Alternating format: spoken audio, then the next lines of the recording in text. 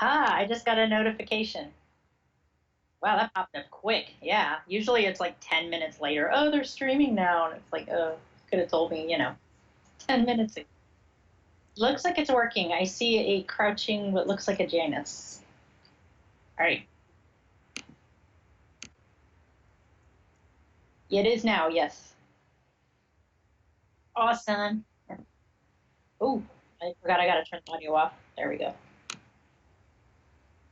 All right. Yep. Cool.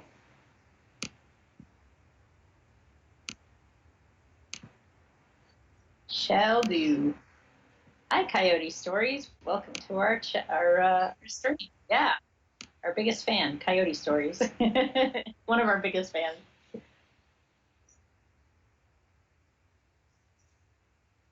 Yeah, we like your kind. I approve wholeheartedly.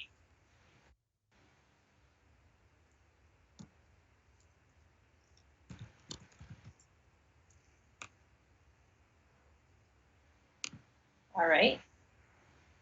But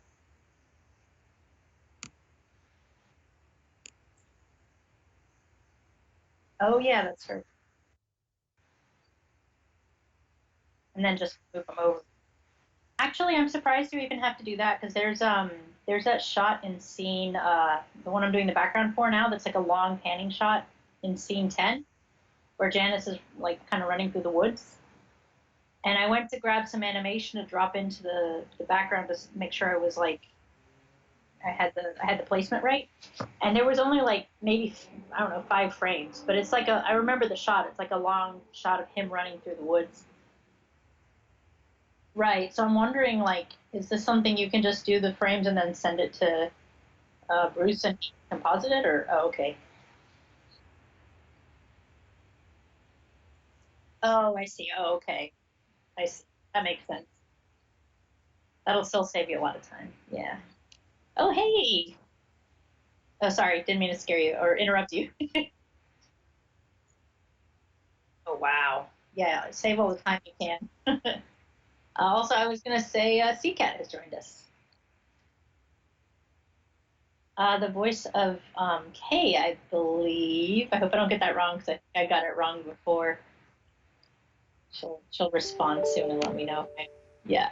No, I think I couldn't remember her before, so I'll be extra embarrassed if I like got that wrong again.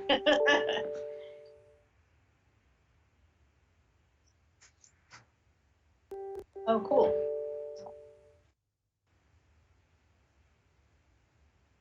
Oh, yeah, yeah, yeah. Let me do that. Yeah, I can. There, there you go. Oh wait, no, I can't see it on your screen. I thought you were asking if I could see it on my own screen.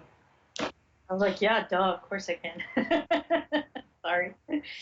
Also, Coyote Stories is asking. They said I need a new art program. Any suggestions? I'm a big fan of Krita right now. Krita. I believe Lupana, you use GIMP, right?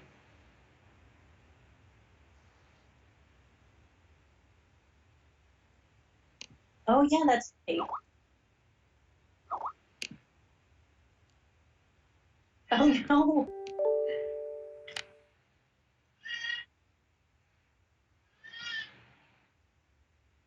Oh, CCAT says that she does voice K and she can remember because it's her middle name. So that hopefully helps me to remember as well. That's a cool little factoid I didn't know.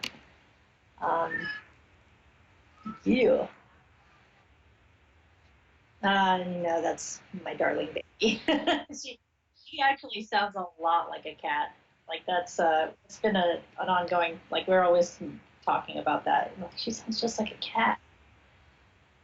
She's got a very high squeaky voice, which is adorable because she's a baby. So I'm curious to see as she grows if she's going to retain that. It'll be pretty adorable, but she may not like it.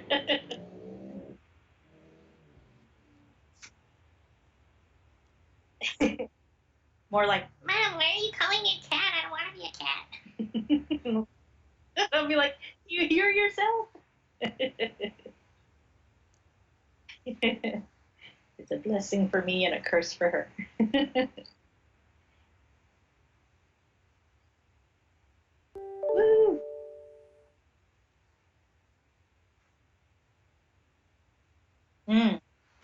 Yes.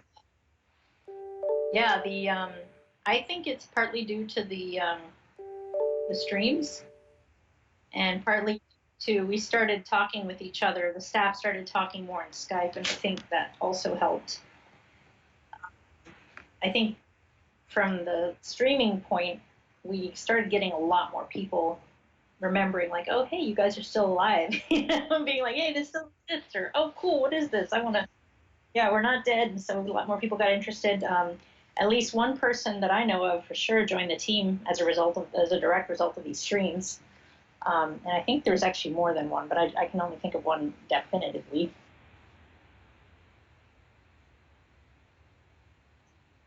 Yeah, it's crazy. Like, it went from being like, maybe one or two people posting once in a while to like suddenly it's like everybody's on and everybody's like grabbing work and doing stuff, and it's just like, yay, so happy.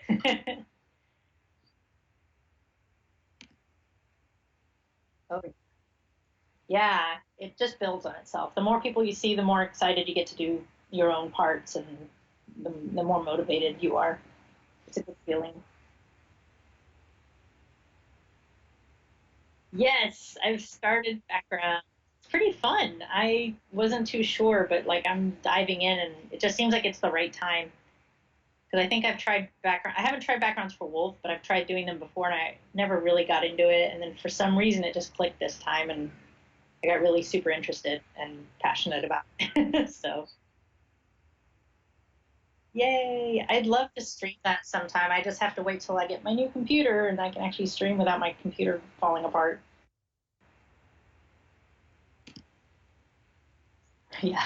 I definitely want to stream. I love streaming. It's a nightmare right now to try. Like every time I try to do it, it's so slow that it's just completely impossible.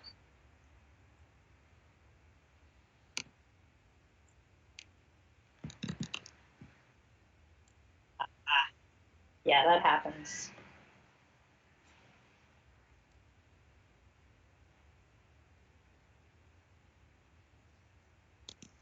Oh yeah.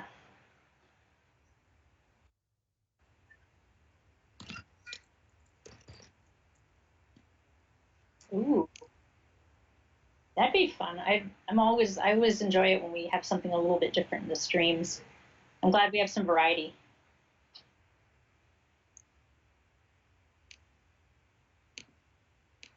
I have a question for the chat. Can you guys hear Lupana speaking? Uh, I invited Moon Mystique, and she said that she can hear me, but she can't hear you. So now I'm going to ask everybody else. I mean, I hear you, but then again, I'm on a Skype call with you, so maybe it could just be that. In the meantime, I'm going to tell Coyote stories. They say they're looking at Paint Tool Side. That is also a great program. I've played with it before. It has really great drawing tools. I really liked it. Yeah. Yeah. I think I defaulted to like, oh, here are the free ones, but there's a lot of good programs out there, and if you have the money, then I mean that's a really good way to go to. I hear you, but I don't.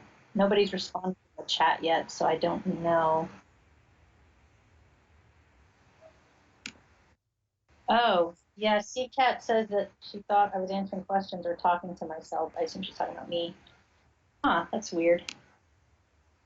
Yeah, check the sound settings in OBS. Let's see. Let's try that. How about now? Oh, there we go. I see it now. It came up. Okay, can you guys hear her now?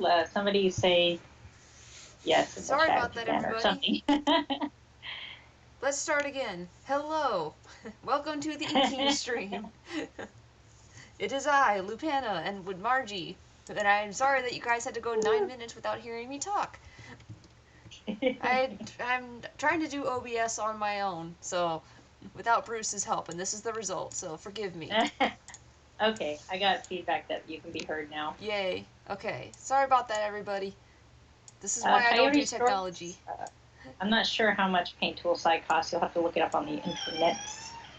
I have never actually gotten it. I think I used it like years ago when I was like, yeah, downloading illegally, which I don't do anymore. But at least I don't. That's why I try to find like GIMP and Krita and things like that are free, or I dish out the money if I'm going to use it professionally, like I did with Flash.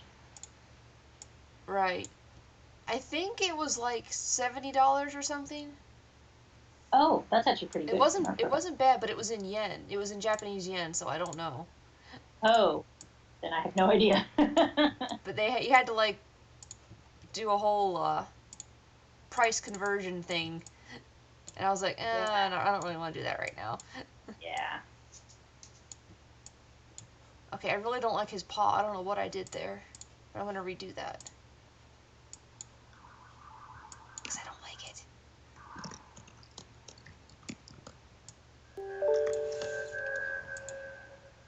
Oh, okay, I should have one of my buddies will be on the chat as well. Oh, cool.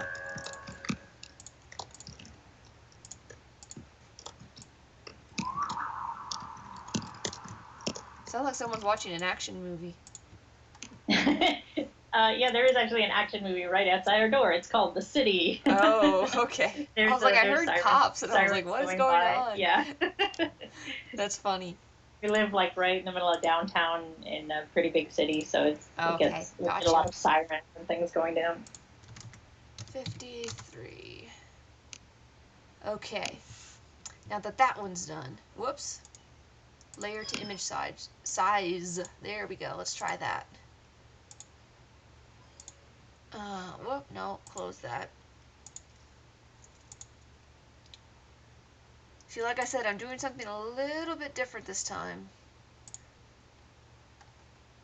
Because I noticed there was a pattern to all of these. To these frames in particular. Okay, now check this out, Margie. Some of these frames look okay, and then some look like this. I don't know, there'll probably be a delay before it shows up on your end. Yeah. I'm gonna wait and see. But it's like a weird blurry effect. Oh. And it's kind of odd. That is odd. It's almost like they try to screen capture an animation or something, but yeah, I don't know. And this is from Missouri. It was from Missouri. Yeah, she knows what she's doing when it comes to. Yeah, that's why it surprised me. I'm like, huh. That's really weird. Maybe when it's saved, something glitched, but that's really strange. Yeah, I mean, really strange. Yeah, I've never seen that. I'm not really sure what causes that. I mean, fortunately, I'm just capping, but still. Oh, I hope this looks okay. Frame 77, delete. Save as, frame 77. This is either going to turn out beautifully or awful. I'm not sure which one. By the way, everybody, this is a redone shot from Scene 2 that's on YouTube, actually. Oh, yeah, our trailer. Yes, our unofficial trailer. 100, 101. Yeah, this is actually the shot where he and Silver are stalking the caribou through the trees. It's a pretty cool shot. I need to go watch that again. It's been so long since I've watched it. Oh, I know. It's so beautiful. Let's see.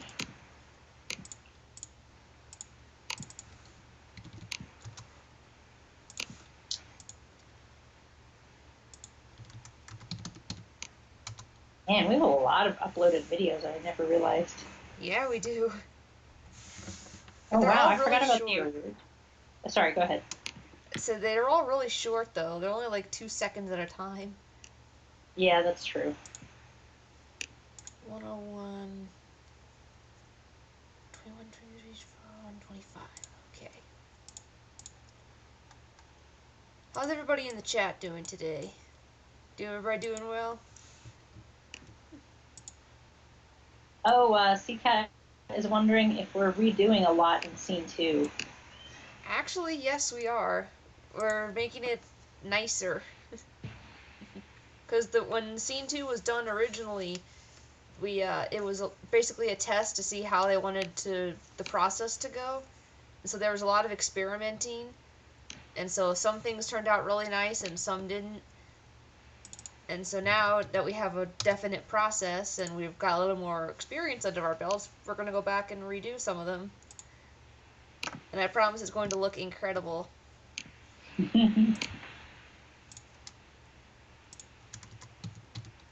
And this also gives our new background people a chance to catch up and get some backgrounds ready for us. AKA me right now. Yes. You Actually, and no, Azura. me and you and Azura, yeah, that's right. Actually, I keep forgetting there's like 3 of us. Yeah, except I haven't really touched my background in a while. Because I'm such a bad background person. I technically haven't, since I'm just color keying stuff. I only did one actually finished background, and then I've been going through and trying to color key all of the backgrounds in scene 10, and then... For real, though, your color keys look like actual backgrounds. Like, they look like they could be officials. They do, because I zoom way out before I zoom out, and then I screen cap it, and then I show it to you guys, so that you guys can see what it looks like. But if you were to zoom in, it's, like, super messy. So I still have to go in and make it... Yeah. Yay! I'm just like, let that be the final... Let that be the final thing. I'd be happy, because they take like maybe 15-20 minutes to do each, so the movie'd be done in no time. Yeah, really. Backgrounds would be soaring ahead of everything. Oh, man.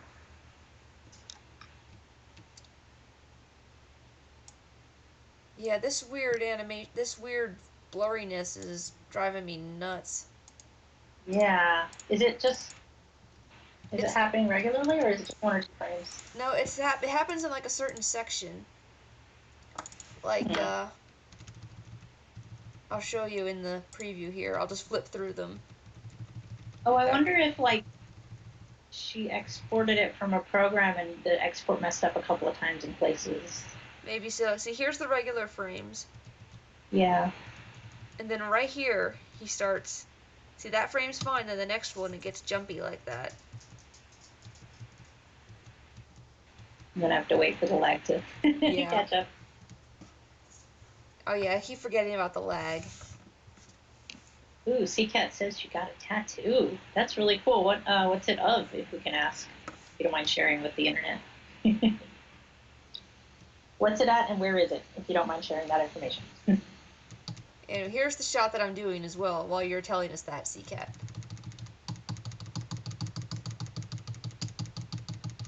I'm still not seeing... Okay, your cursor's moving. I was like, did this freeze? No, it didn't. Yeah, no, I sometimes just pause. See, he's like scrolling across the screen, and then he stands in place because it's panning with him. That's why he's like walking in place right here. I don't think it's showing up on the screen, because I see your cursor and it's doing the little like processing. Oh, is it not showing up circle, for you guys? But it's not. I'm not seeing anything. Yeah, it's just showing the ink of Janice. I'm sorry, I was trying to show you guys. Well, it's basically him I thought walking it was just across a the lag, screen. and then I saw your little cursor, and I was like, oh, your computer's doing something. We just don't see it. See, that's something with OBS. I don't know why it's doing that. Weird. Man, I'm trying to do a good thing here, people. Don't do this. What? Oh, see, yeah, that's an awesome tattoo. She got Mabel from Gravity Falls. She got her shooting star on her left leg. Ooh. That's so cool. Nice. I love that show, and that's a really classic tattoo. That's like, I'm a fan, but it's like you have to kind of know the show to get it. That's really cool. Plus, what a cool character to represent.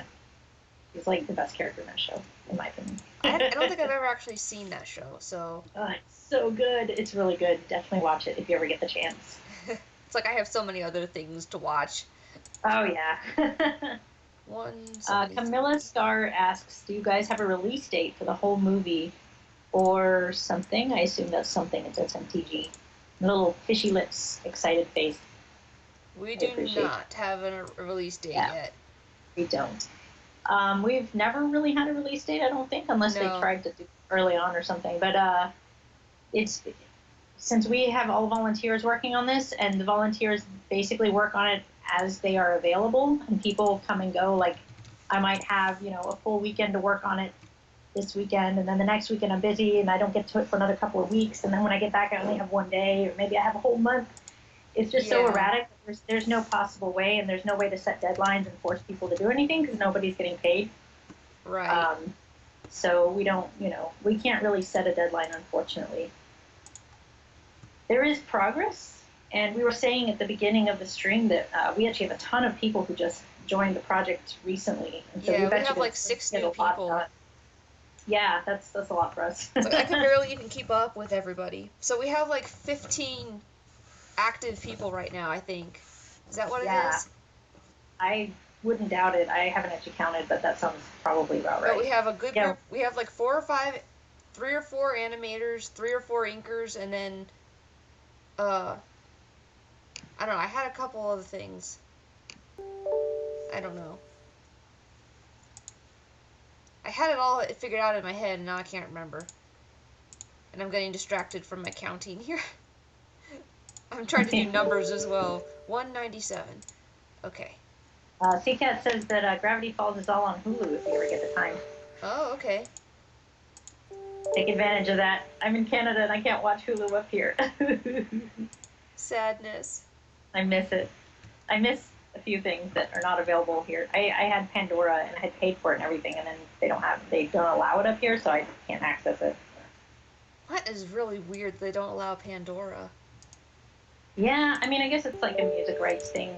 Like if they don't have the right, they don't just give them rights to the song. They say, okay, you can play the song in the United States or these countries or whatever. And I guess Canada wasn't included in enough of those that it was a problem for Pandora or something. I don't know. No, one there. Oh, by the way, people in the chat, who out there has seen the movie Trolls? Because I've seen it and I need to scream about it with somebody because I loved it. And Margie hasn't seen it yet. I tried to watch it on Netflix, but that was another thing. The Netflix here in Canada is different than the Netflix in the US. We have a different selection of movies. Sometimes we have the same, but not every time. So I looked for it and they didn't have it. So I assume it's only in the States that they have it. Yeah. And I was like, I was gonna sadness. watch it the other day. I know. You talked about it so much. It does look super pretty and colorful. So it is extremely colorful and very, very good. I didn't have very high expectations for it because, I mean, come on, it's Trolls. Yeah, I don't think anybody did. But I was like, oh, that is actually super cute. Aw, yay. And it made me very, very happy to watch it. So that's always a plus. Yay. Yeah. It's like it gave me good, happy feelings. That's always, that's really good in a movie for sure. 2 for 1. Okay, wait, that's 244. So does that mean I need 245? Now I'm also talking to myself while doing this, so. Yay, so far, no one's seen Trolls, but I will alert you if that changes. Okay.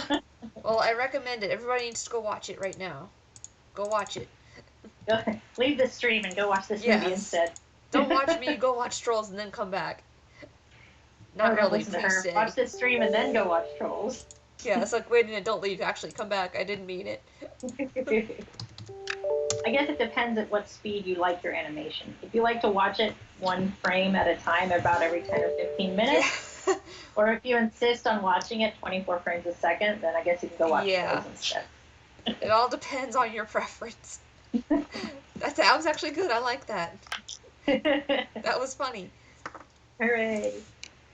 Okay, now I'm actually going to do some inking, now that I'm done with the copy. CCAT has seen it. She's, do you want to read it, or should I read it to you? Go ahead and read it. I can't read. She says, I thought it was cute. I think I'd have liked it more if they didn't spoil the ending in the trailers. But yes, good happy feels. Anna Kendrick for yays.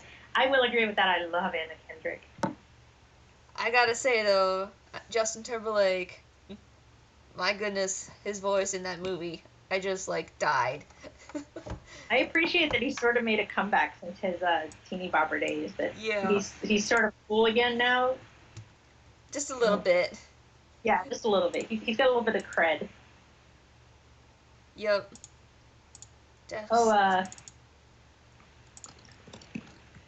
And I loved the song True Colors, though. That's, my jam now in that movie. I've listened to it, 50 times now. Oh, wow. I don't know. I just love it.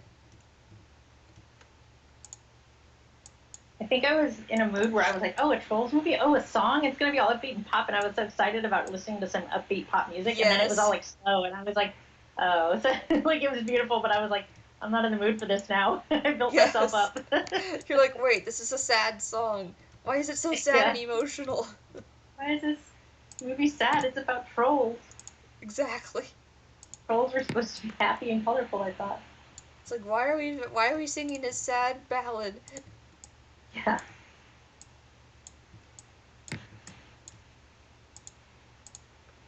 Okay, on to inking.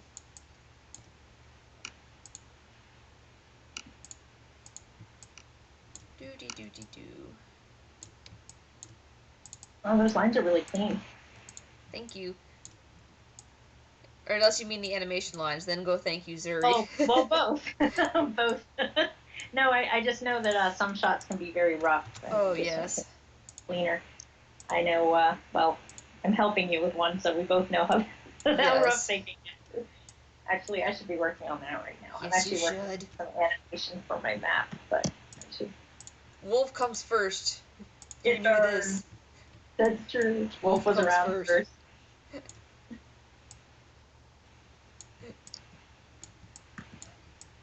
Yeah, I still have not finished that really long shot of Janice yet because Margie hasn't sent me all the frames. Snarl, snarl. I have to let me open that up. I'll see how.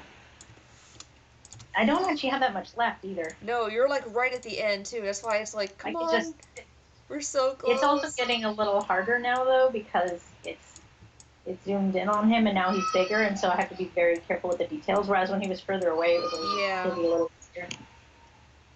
Okay. Also organize these files like not well, so I always have to like search for it. I'm like, All right, I will be right back. Okay. Attend to my child. Yes, I hear the child in the background. Actually, while we have you guys here, I'll see if I can open up the chat. Okay, yeah, nothing new. I didn't know they gave away the ending in the trailer. I guess I never really watched it. The trailer, I mean, for Trolls. I don't know. I did think it was really super cute, though. That's what I was thinking. Let's see. It's hard to talk when you're by yourself over here, guys. I don't know what I'm supposed to talk about. It's a good thing I'm back. Oh, well, there you go. My husband has agreed to go tend to our little garden. He's agreed to take your turn. Yes. He's my favorite. Moon Mystique says that she has seen Trolls and that she loves the soft felt textures and the look of the world. Yes. The world was very, very colorful. I sound like such a movie critic. The world was colorful. And that's all I have to say. There was much color. A++ would watch again. Yeah. Much color, very bright. You're like that, the dog, yes. That dog. Dog. We're reviewing the movie, yeah. Very watch, much love. There we go.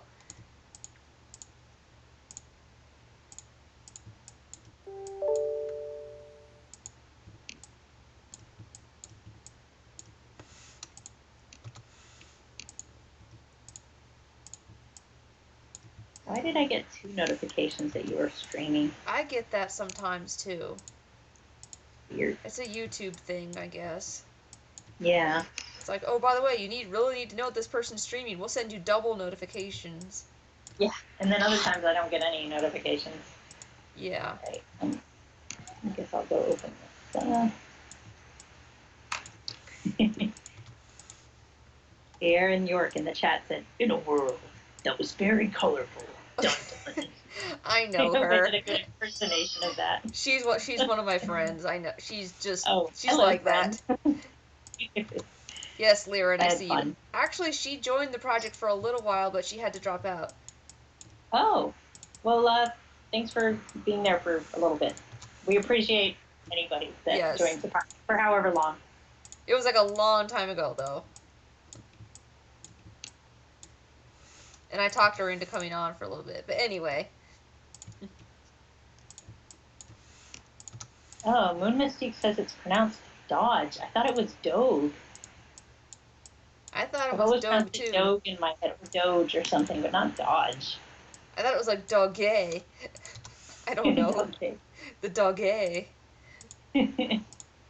I am literally the worst at pronunciation, though, so don't go by me. I'm usually okay with pronunciation. I like Doge, and I probably just refuse to say it any other way. Yeah. That's like that whole war with GIF and GIF. Oh my gosh. It makes like, sense that it would be GIF, because I'm like, okay, logically it would be GIF, so we should just settle on that. Yeah, and then I was like, really? Are we gonna have a war over this, people? Yeah. Let's have more important things in life to worry about. Politics, religion, and pronunciation. Exactly. or the big ones. Or grammar or whatever. Grammar rules, yes. I am a grammar Nazi, though, I will admit it. I love to correct people's grammar. Yeah, my eye twitches if I see bad grammar. But, I mean, I try to be like, oh, well, it's the internet, and as long as you're understood, isn't that what language is really for? But in the back of my mind, I'm like, no, it's wrong! There's this guy on YouTube. I can't think of his name.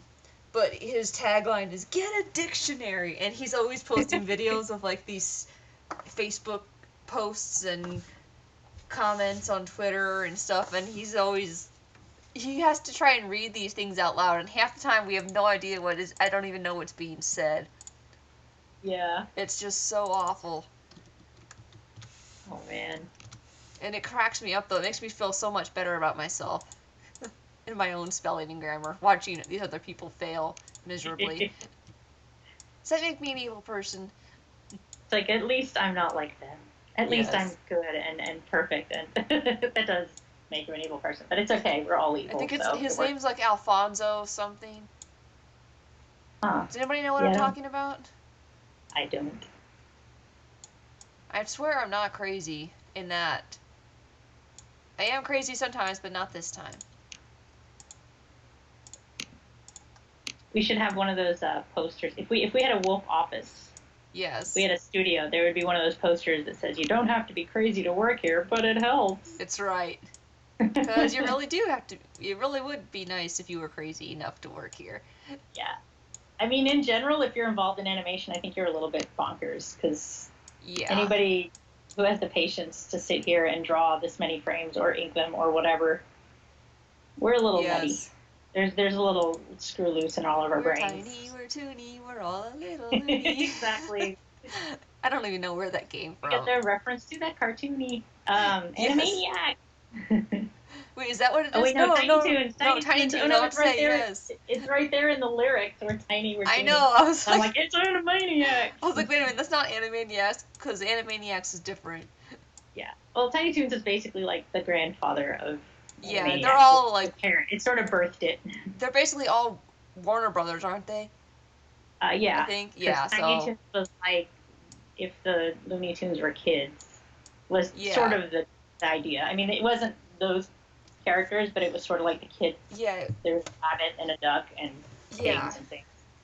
Because there was Tiny Toons, and then there was Baby Looney Tunes, which actually was Donald Duck and Taz and Bugs Bunny and all those other guys. Oh, wait, maybe I have. As soon as you said Taz, I saw Baby Taz, and I instantly knew it. Like, before then, I was like, I've never seen this, but for some reason, when you said Taz, I was like, oh, yeah, I have. It just, like, sparked a memory. Yeah. Why did I remember him? He's not, like, I don't know. Your character. Well, who can forget Taz, though? I mean, Taz is the bomb. Oh, yeah. Well, as a I'm going to age myself here, but as a 90s kid, Taz was on everybody's t-shirt, because he was, like, the bad seed. He was the guy that had his arms crossed and was staring at you and was like, yeah, I'm bad, you know. I wear this because I'm a rebel. So him and Tweety. Man. Tweety was big then, too. Tweety Bird, yeah. Yeah. I told Putty. For some reason, Tweety was thug, and I don't really know where that came from or how it, like, for some reason, Tweety and Taz were both really thugs. I don't remember They were that. like they were wearing like the low cut jeans and the baggy t-shirts, and like they were trying to look all like they were gonna shoot you if you came any closer to Now them. for that I can picture like Space Jam. Yeah, well, I think that's what Space Jam came out of. There was like a soup of all this stuff in like the 90s, and then Space Jam sort of was like the evolutionary like creature that came out of this primordial soup of 90s Tweety and Taz and Bugs Bunny looking all tough and like into hip hop and whatever. Oh, those were the days. Leanne York is having some sort of a stroke in the chat, it seems like, so that's going well. That I believe is her fangirl mode. Well, I'm glad. Is it a lot of just like over Wolf? Is it like a lot of angry text typing? Then yeah. I love how you worded that. She's having some kind of stroke in the chat.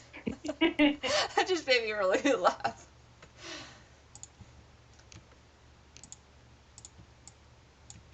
Now I gotta look this up and see what's. Yep. Oh yeah, I was gonna open. Yes. I was gonna flip and actually work on that Janice shot. I got distracted talking about. Gosh, Liren, you're gonna like. Liren's is about to have a stroke in there.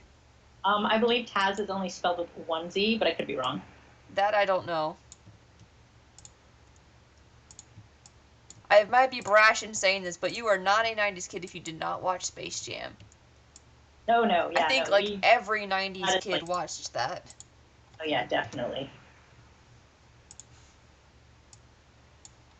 I cannot believe that movie's that old now.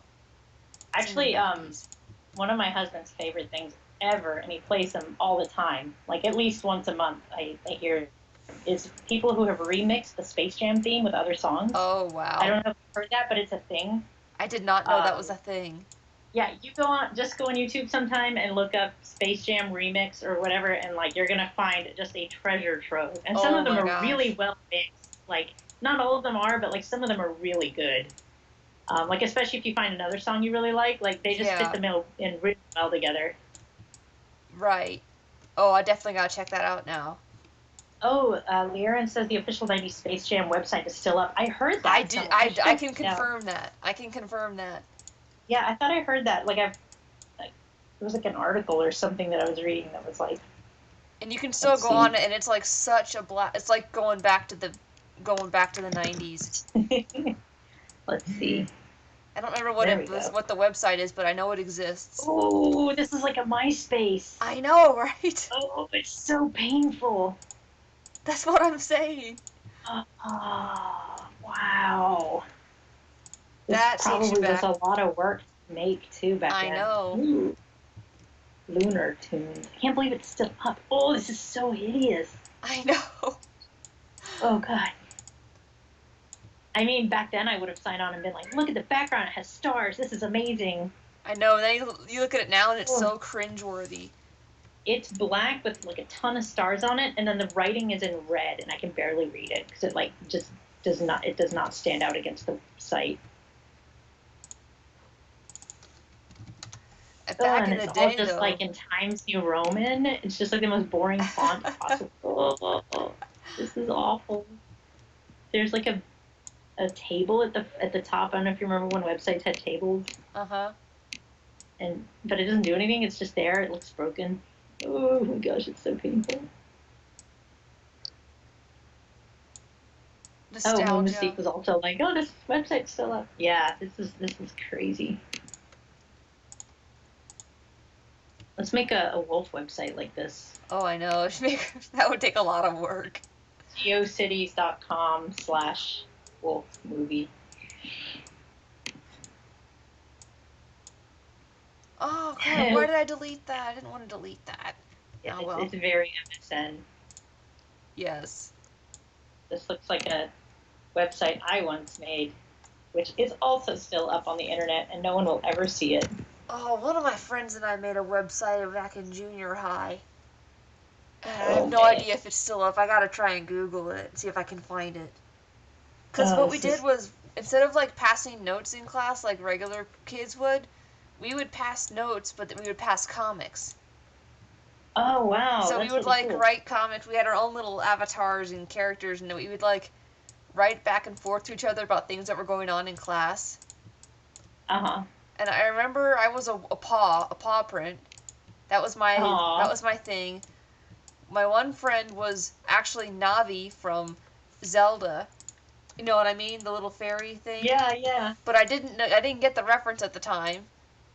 So Hey, listen. yeah, because I hadn't played Legend of Zelda back then. I hate that James Cameron has kind of ruined the word Navi for me, because the first thing I thought of was like the blue people. I know. Hey, listen. Oh, okay. Hey, listen. I was like, no, Navi was here first. Navi the fairy or whatever. Navi the annoying fairy. Hey, listen. Hey, listen. I guess the word Navi makes people cringe in all times for various reasons. Yeah. So my one friend was Navi, I was Paws, and then I had another friend that was V Heart, and she was just the letter V, with like a cool little design in the middle. And then there was one other, and I cannot remember who she was, and that makes me really sad that I can't remember that. But that's what we did, was we would write these comics back and forth. That in is class. so great. That's so creative. I wish I still had them too. But anyway, my one friend made a website for us, because it was like our own little club. And so I don't know why she made a little website for us, but I gotta see if I can find that. You should, because like websites never really die. You have to take them down, otherwise like they don't just disappear. Usually, No. I don't think. I think maybe, I don't know, maybe if where you hosted it goes away, but even then. I mean, this was years ago, so I don't know, but I gotta look for it. Well, mine went up. Let me see. When did mine go up? Mine went up in 2000, and it's still up. So. So tell us about your website. Oh yeah, they're asking to see it in the chat. Oh, it's so hideous. Well, it's not so much. Okay, the website isn't that hideous. As I mentioned in the chat, it actually looks way better than the Space Jam one. Maybe not way better, but it does look better than the Space Jam one. It's just embarrassing because it's a website featuring hot guys from animated movies. Oh, wow. which is like a super like animation nerd junior high school thing to have posted. Okay, now I seriously want to see this, because I would be so over that. And trust me, Lyra says I should own it, and they're probably right. Lyra wants to see this, and I want to see this. Enjoy, everybody. Okay, I've got to take a break from this. It says edit. Hold on. Okay, I'm gonna take a break from inking, y'all, and I'm gonna look at this. Wait, there's an error for some reason when I try to post it. I have admin privilege, so it's not that I'm trying to post a link. I definitely need to see this. Maybe the world is trying. Maybe the internet is trying to tell me not to post this because it's not letting me. I mean, the website isn't that difficult. I could probably just say it to you guys, and you could type it in. But Probably. It would take a long time to spell it out. Oh, okay. It's not that long, but it's just. What if you just typed it out with like a space between the .com or something?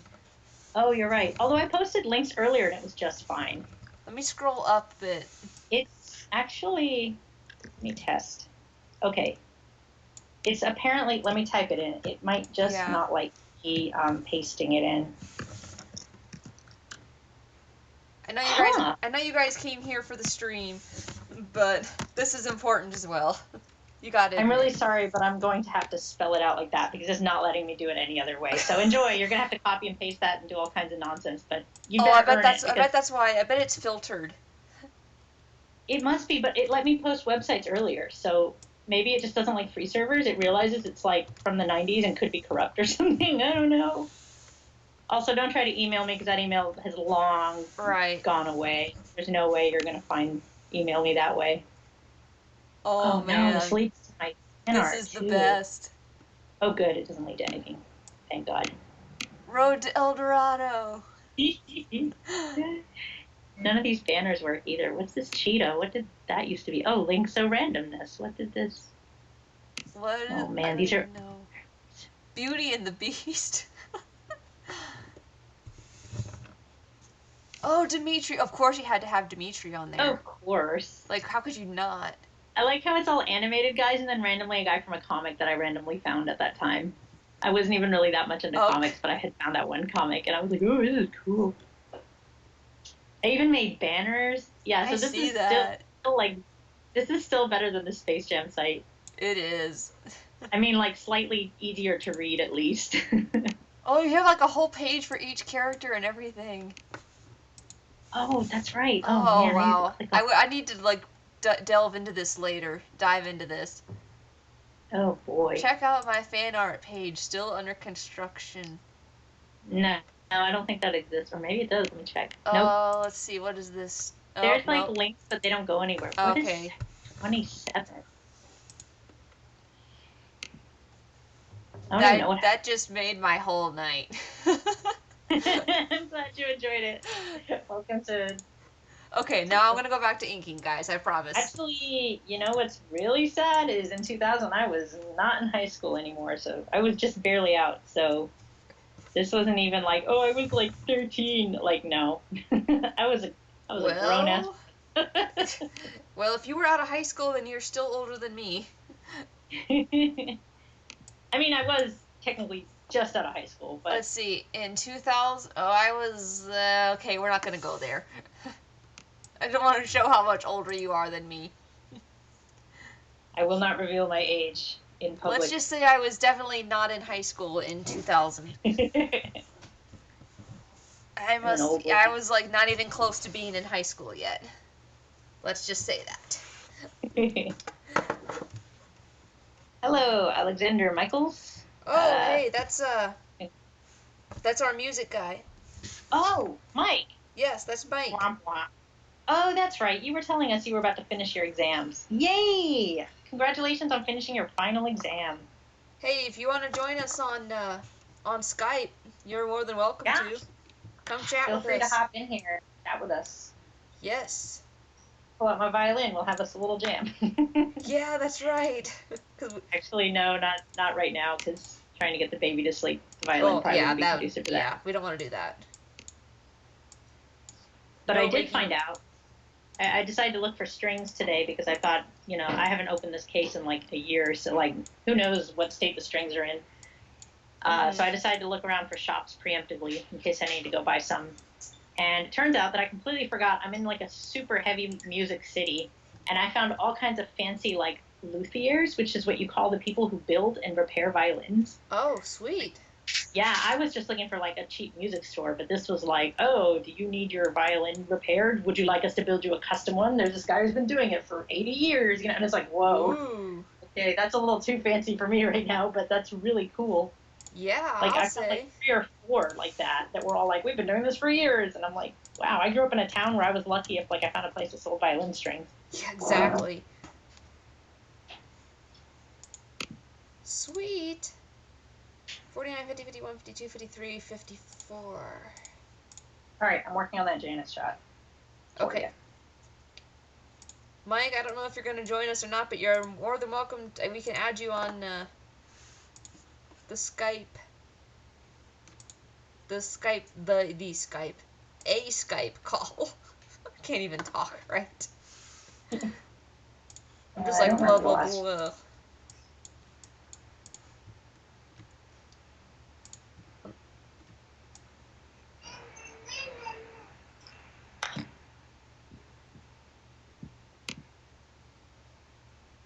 Let's see, put that there.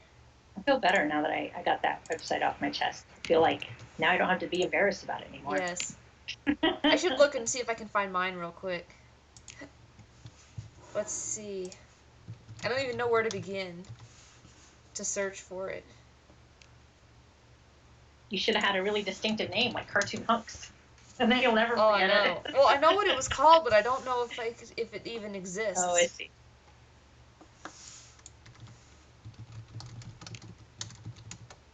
I'm just typing in a bunch of keywords to see if it'll come up. What? YouTube? There's a night mode? This is great. Huh? Oh, whoops, got turned the... There we go. There's a night mode for YouTube. It makes the whole screen kind of like dark bright, like the web browser, which is pretty I did not great. know that. Yeah. I just saw a little link down there and I clicked on it. And I love it because I hate when the screen is like really bright. Yeah. Well, it doesn't look like my website exists anymore. No. Thanks, Lear, and thanks for making me laugh and love and learn about myself by posting my embarrassing website from not high school. From not high school. Oh, okay. Yeah, Mike says he's happy to join us. He's just not sure how. I think you add him to the call, right? Yeah, I think I have to do it that way. Let's see. Yeah. Let's go here. Add people to this call. Oh, I don't even have him in my contacts. What? Well, that just can't do. That just won't do. I think if you go into the Skype channel that we're all in, you can add them from there. That's a fast way. I just gotta find. Yeah, there we go. Wait, remove. Maybe I do have. Yeah. No, I don't want to put this call on hold. Come on, Skype. Let's try this again. Maybe I just wasn't looking in the right place. There we go. Yeah. He goes by a different name under Skype. Mike, all your names are... You have like 10 different aliases. He really does.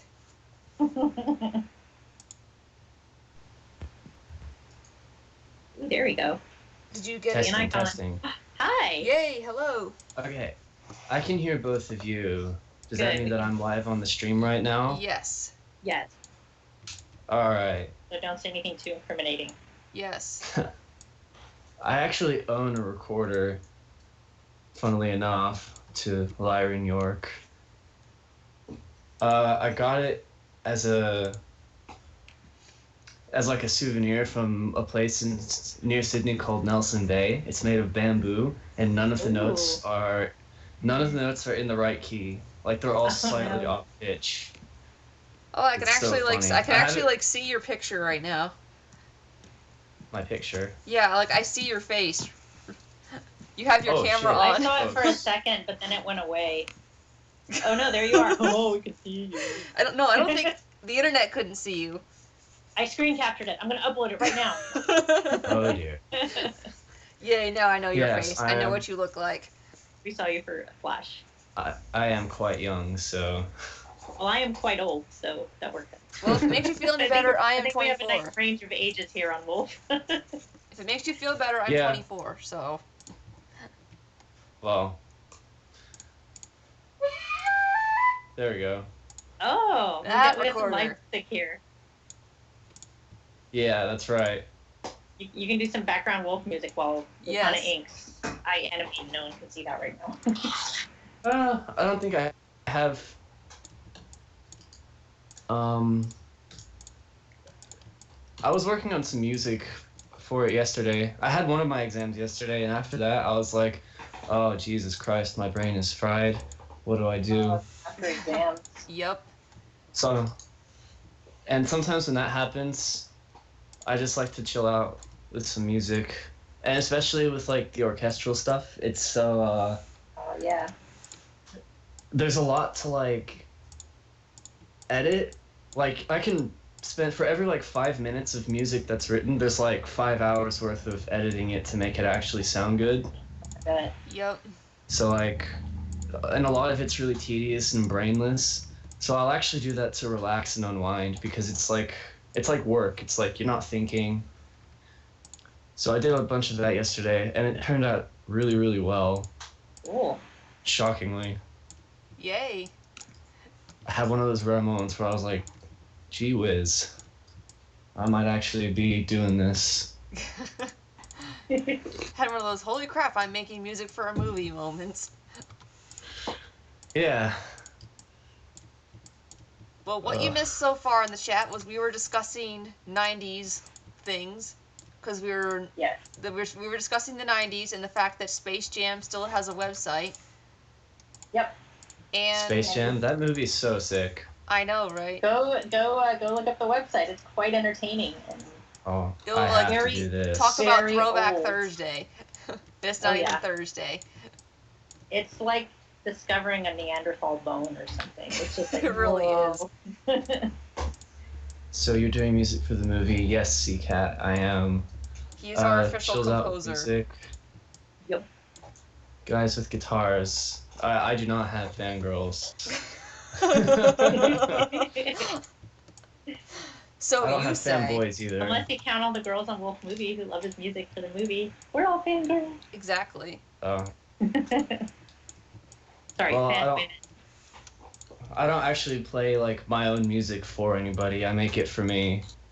So it's more like You are one of those people then. yeah, it's less of the college campus guitar guy and more of the like the weird guy that sits in the back of the lecture hall who secretly has like 40 songs that he made on his hard drive. Yup. But all of those like introverted singer-songwriters seem to like live very, very sad lives. So I'm hoping to avoid that. For musicians. Yes. They're No like sadness. poets. They're supposed to have like feelings and sad things that they write songs about, I guess. Yeah, it seems like the more horrible your life is, the better the music is that you write for some reason. Example, art in Taylor general. Swift. Yeah. Yeah, Taylor Swift's got a pretty chill life, and all her music's pretty. Actually, her music's not that bad. No, but I can't hate on she's Taylor constantly Swift. writing breakup songs though. Yeah. Like that's her MO I at heard, this point. I heard a conspiracy that she starts relationships with the expectation that they will give her at least one hit song. Wow. That would not Well, I guess surprise at me. this point, I would too. I'd be like, wow, well, the last 3 relationships did that, so why not?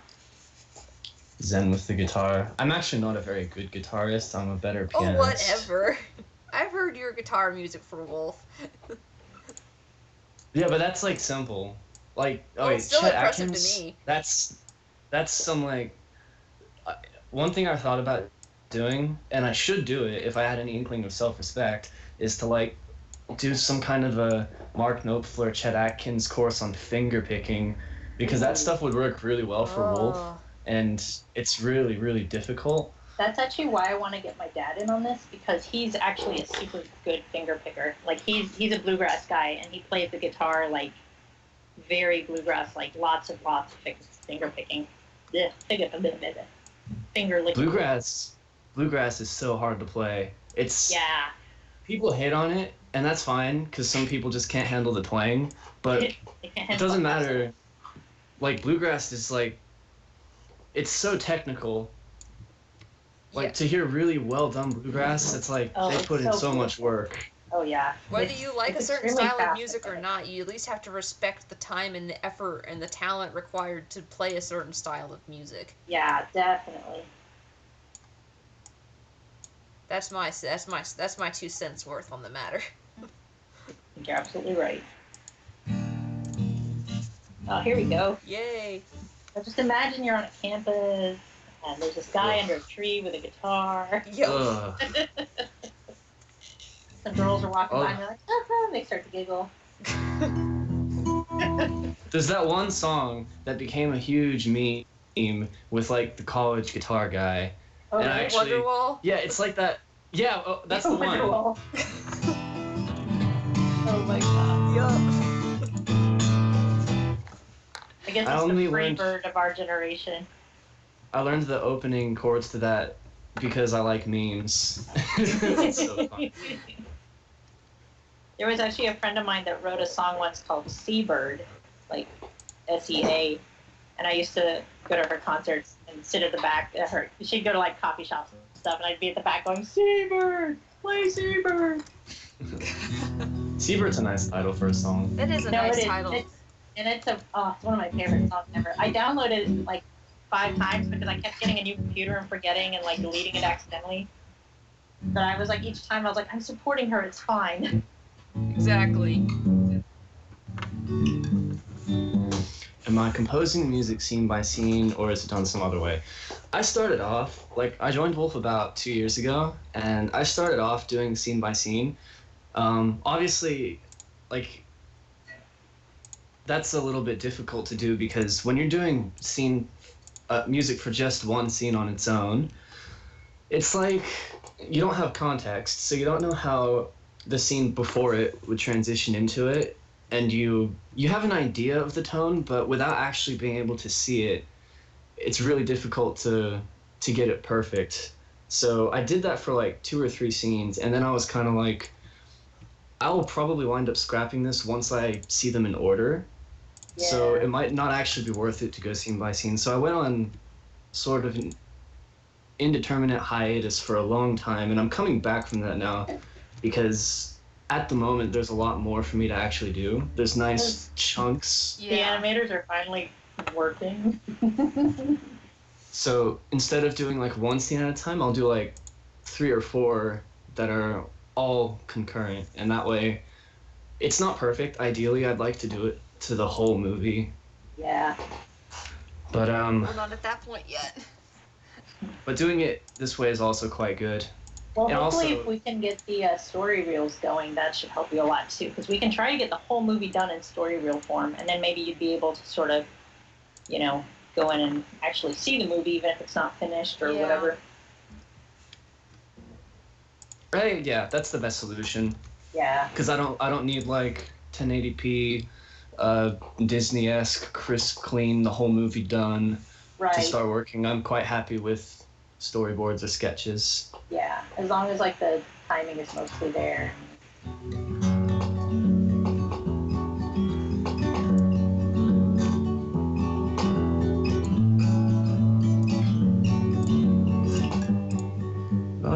I hate capos. It's so easy to get out of tune.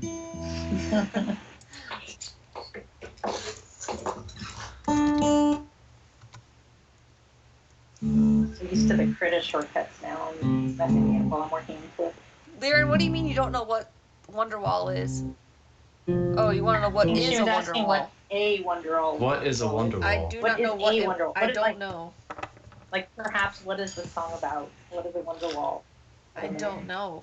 I wonder if anyone even knows.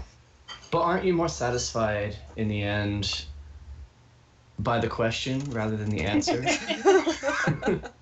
You say it, you sit strumming under a tree to all your fangirls. Yes. Is it I'd like to not see those better story to reels ask the too. question than to not know what It's the better answer to is? have, yeah. Yeah, that was when, at the end of his life, when the great critic Roger Ebert was dying of cancer, he said that he would always be more satisfied by the questions of life rather than the answers. So, Well, that took Oh wait, no. Lyran really is asking what song we're talking about. Oh. it's a song by an Irish band called Oasis, and it has this reputation as like, so it's a really simple, like, You should play it uses like a really basic 6-chord like pop chord progression. Every new guitarist in the universe knows how to play it, and it seems like 99% of people know the words to it, or at least to the intro. Yeah. So like Today when it's really is gonna common, be the like, day that they're gonna bring "They're it back gonna to do you. it back to you." Yeah, that's the one. Yep. Now it's stuck in my head all Yeah, night. sorry. Sorry about that. Sorry, not sorry. It's at a all. pretty alright song. Like if it wasn't for the meme, I would enjoy it. Yeah, the meme is kind of Oh, what have you made it done a- popular. No, I think it was pretty popular before then, but I think the meme brought it back. Yeah, the meme brought it back for sure. Yeah, it was one of those like earworms from like the 90s or early 2000s. Yeah. You've never heard Wonderwall? Wow. That's surprising because she's my friend, and I'm like, considering the amount of music she knows, I'm really surprised at that actually. I'm For disappointed. CCAT, about the story reels, that's like, they're probably a lot more rough than you're imagining. Like, they're Yeah. kind of just to help people who are working on it in terms of, like, to get an idea of the beat and rhythm of things, but it's really not that much more than just pictures. It really. Oh, CCAT, it's basically, it's also called an animatic a lot of times. And it's basically just the storyboards thrown together to sort of show how quickly each shot goes by. And we realize that we need to start doing that because sometimes we finish a scene and then realize we need to edit it, and that's very expensive to do in animation. So it's better to edit it at the beginning when it's a storyboard, Yes. so you know how many to animate on this. So we're in the process of doing that. I mean, if you're still on the project, like you might be able to see some of that stuff. I don't really know what the permission stuff for voice actors is, but I don't know. You should come back on and just hang with us and encourage us to keep working, if nothing else. And then we'll show you things when we finish them. Yes. Actually, you should talk to Azuri about that. I shouldn't make any promises. I don't have that Yeah, we power. probably really shouldn't do that, but we'd love to have you come talk to us. Since you're on the project, I don't see why it would be too much of a problem. What was I doing down here? Can you guys see my screen at all yet? You can't see what I'm... Okay, never mind.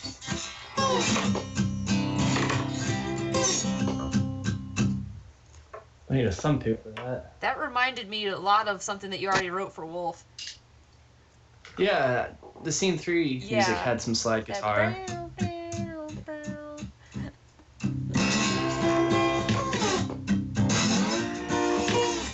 Yeah.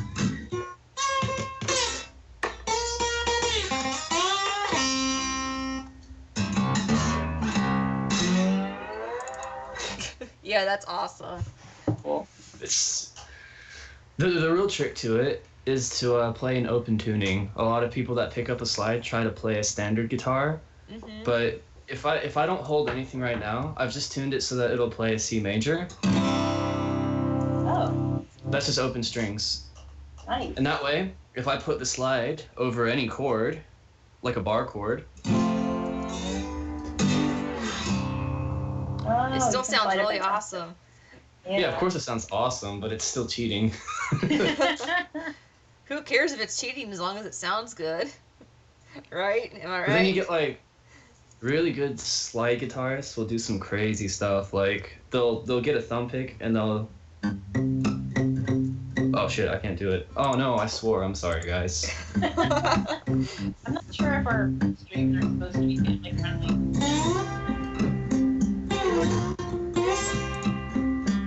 I can't do it. You have to like keep the rhythm with your thumb, and then you play the top bit with your other fingers, and it's quite hard. Professional slide players are like they're so good. We're talking about slide guitar, Lyron. Slide guitar is that so like this is normal guitar. That's normal guitar. This is slide guitar.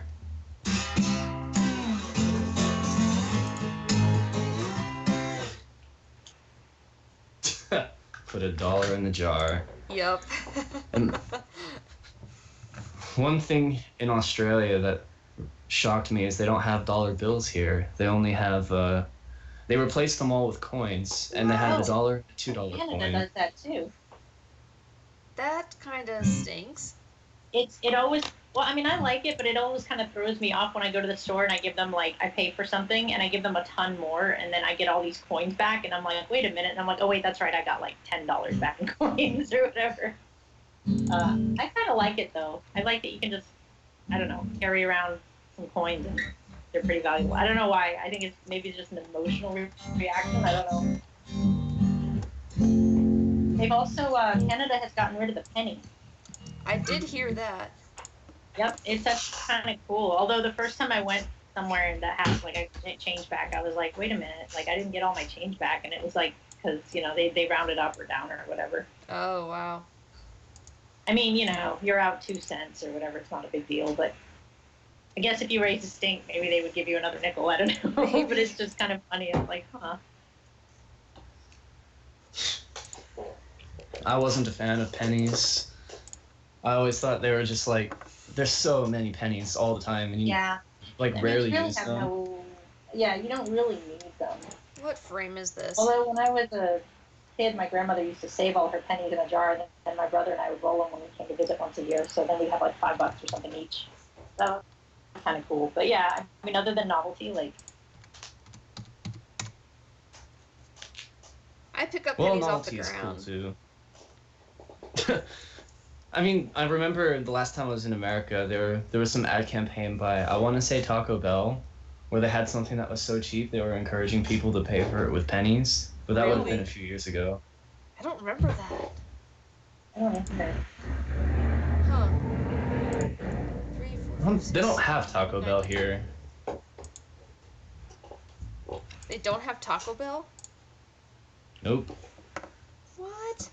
I guess that makes It's a sense. very it's a very foreign land. We have mysterious fast food places like Oporto and Hungry Jack's. What is Oporto? Oporto's actually like a true Australian thing. It started in Bondi Beach, and they make grilled chicken burgers. That's their specialty. Oh. That actually sounds And they're really actually good. they are really good. The ones that like KFC tried to do like are complete well, a disgrace Yeah. by comparison. A disgrace, eh? What, 20 to 20? Is that the Canadian A? No, it's just eh. Huh? I talk how I want to talk. Screw borders. I haven't picked and up the A language yet. I've only barriers. been here a year. Whenever someone I says thought it that, was. whenever someone sorry, go says A, I think of Brother Bear. Go away. Yeah. I thought it was That kind is of a a big good stereotype that wasn't. I thought it wasn't really that, big a deal here, and I never heard anybody say that here in Quebec, at least.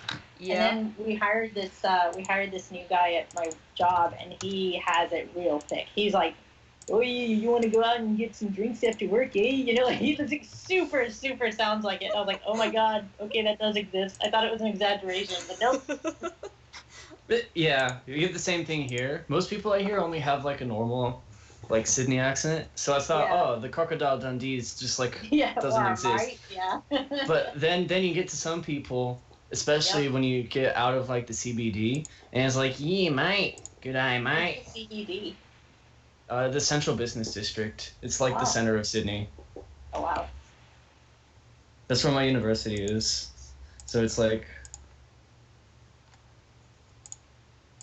When I think Oh, of jeez. Australia, I always think of Crocodile Dundee and Steve Irwin. yeah, I mean, I that's think And the pretty people things much. that like can that- kill you because Australia's full of that apparently. they do have a lot of things here that can kill you, but it's actually not that big of a deal. You'd think it is, but like because there's so many dangerous critters here, there's also like a lot of measures in place to prevent that from happening. That's good. I would be more scared of like getting bitten by a spider in Oklahoma, because like Yeah. it happened to my mother. She got bitten by a really poisonous spider there, and there was like nothing. No one was prepared. No one knew what to do. She had to go to the hospital. It got wow. all swollen. Oh wow. Whereas like here, you get bitten by something, it's like everything is so well documented that they know what to do. Everybody knows. Every health Yeah. professional. That makes sense So- actually. Well, as also So it's somebody like- that knows Oklahoma very well, I can attest to the fact that Oklahomans are just very well not prepared for those things in general. It seems like. Yeah. Like, you'd be better off going to the vet and asking for a shot for the animal for yourself than you are to go to the doctor. Oh man. dear. Because it would be cheaper and they would actually know what they were doing. Wow. Yeah, I guess that makes sense though. That the pets are going to have more run-ins with Yeah. things, so they're going to have more familiarity with And that. it's the same exact, like, the rattlesnake antidote is like the exact same for dogs and cats as it is for humans. Oh wow. The So, rattlesnake know that. Yeah. anecdote. Or antidote. Antidote, I yeah, that's almost what I heard that. I just misheard it. Oh jeez. My brain is completely fried again today. Does it feel good though, being done with finals? Yeah. It's like, well, it hasn't really sunk in yet. I know I should be feeling like, oh, I'm free, but I'm like, I'm just brain's here still- sipping on some Yeah. coffee. Yep. Let's see, how's the chat going? Oh, Liren says, you can jingle jangle everywhere you go. What do you mean by that exactly? oh, we were talking about having coins in Australia and Canada. Oh, okay. Yeah, Yeah, I'm like way behind here. My bad. That's okay. Now what am I doing? I don't even know what I'm doing. What frame was this again? See, this is the problem with inking. I get very easily sidetracked. I'm like, wait, where was I? I find I get more done when I'm actually talking to people. If I'm not talking to people, it's like I get bored so quickly, and then I just can't muster the motivation. I have that problem too. I think I have ADD or something. So I just like, I really need to be able to like have something else going to occupy my mind. But then animation is so complicated, and I freaking really need to concentrate, but I just can't. Like I have to have 2 other things going on or something. But I feel like if I could just like stop doing that, I could concentrate and become an even better animator. But I don't know how you animators do it. I thought music was tedious because I can work on something for like, do I do songwriting with like words too? Yes, I do. That's how I started. I'll tell the 8 people in chat my music story. hooray! We had like an ancient, like really bad upright piano in my family's house when I grew up, which was in Florida. And I really loved it. I used to just bang on it all the time. And as you do, like I would try and play like little tunes I heard from pop songs and stuff. And my mother was like, oh, you know, maybe he's got a talent for it. And my sister was also very, very artistically minded. So my mother put us both in piano lessons. Oh, cool. And we did that for a while. So her and I both have a classical background in piano. And we both got quite good at it. There was a point as a pianist where I was very, very technical player, and I could play just about anything that I put my mind to. Mm-hmm. Wow. I'm not like that anymore because after moving to Australia, all I have is a 61 key keyboard that doesn't have hard press keys. So it's really quite bad. Oh, but that's sad. Once I got out of that, once I got out of classical music, I got into metal and hard rock. Oh, wow. That's actually not as strange a progression. There's a lot of... No, yeah, it's not as weird as like, it sounds odd at first, but there's a lot of musicians that go straight from classical to heavy metal. Yeah. And there are a lot of parallels musically. And I was in a band in high school when I was in America. We were awful. We even, I'm ashamed to admit, we wrote songs and recorded them on my friend's laptop. And that was like my first exposure to things like writing lyrics, trying to sing. I couldn't sing. I could debatably play guitar at that point because I was entirely self-taught on guitar.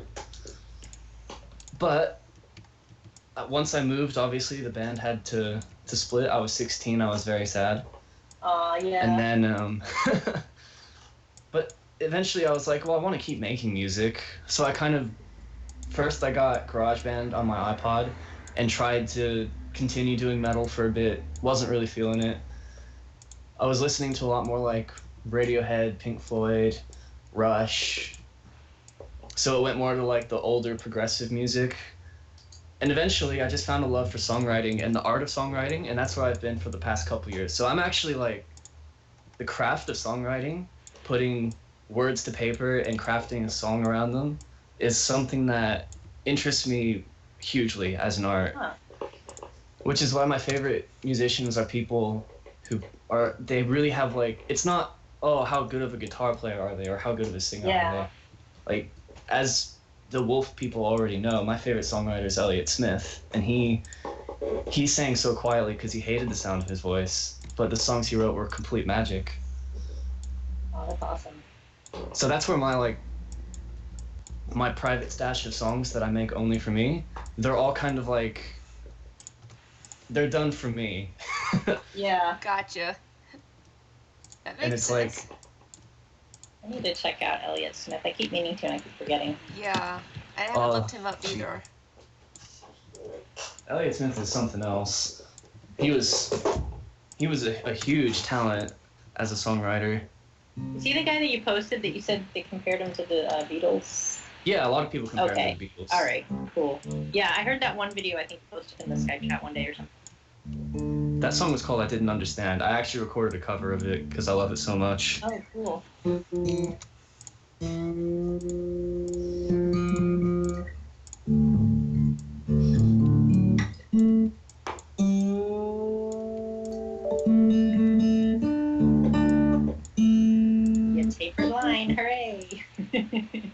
I didn't recognize it. Look at them pause. Very well drawn. I agree. I don't know how all of you people do pause so well. The few times I've tried to draw wolf, the pause are always like they look like after hams. about the 573rd The pause, pause are like the hardest thing ever, though.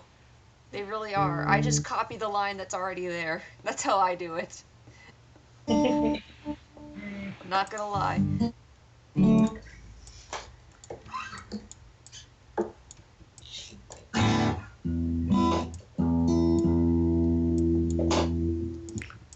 There's an Elliot Smith song that I was playing recently, which influenced the music I'm doing for Wolf, actually.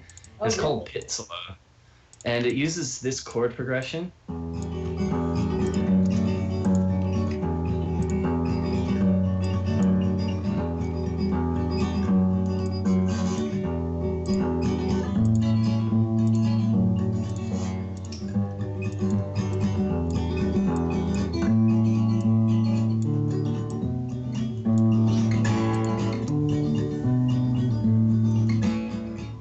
And you can hear it has kind of like a folk sound. Yeah.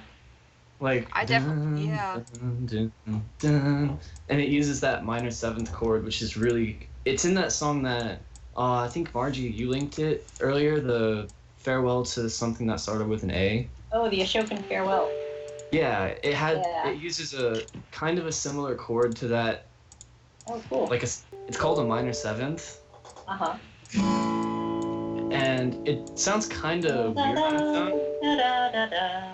I can hear it. But when you mix it in with kind of your standard chord progression, it gives you this like really nice resolution to it. But the thing that Elliot Smith did, which blew my mind, is all he did was an inversion. He played the third of a major chord as the root, as the bass.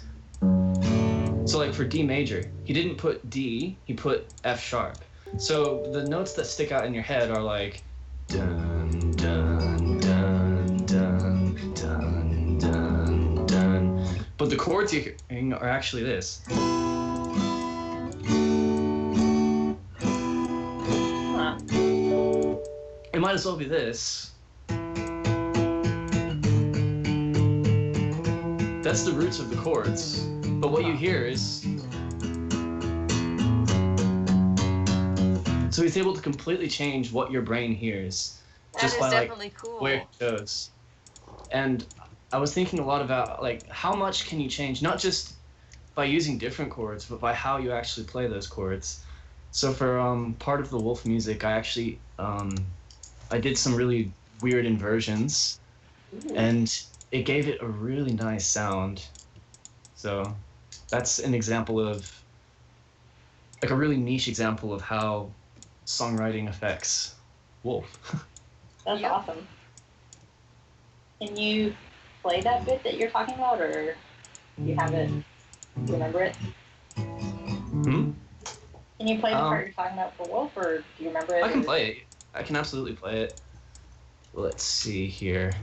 That's an example. Oh, geez. There's like a delay when I talk, and I can hear myself if I turn my speaker on. Yeah, that's from the stream. Oh, yeah. Turn the audio down on the YouTube channel. I think that'll. Yeah, that's a good idea. I always forget to do that, and then I start talking. And I'm like, oh yeah. Yes, Lyron. I have a huge interest in animation. I have for a very long time, and there was like always a part of me that was like, oh, wouldn't it be so cool to do music for like a movie, and especially like animation because I love it so much. And when I heard about Wolf by complete accident, it was like, this is something that is really cool for me on a personal level. And here you are, working on Wolf. Yay! Yep. So because I have to use the default sound card while YouTube is on, this quality might not be that great. Oh, that's But right. the section I'm about to play is, let me see if I can find the inversion.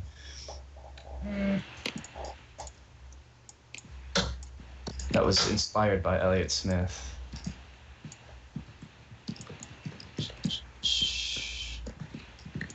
I hate navigating this program. It's called Reaper, and it's an amazing program, but...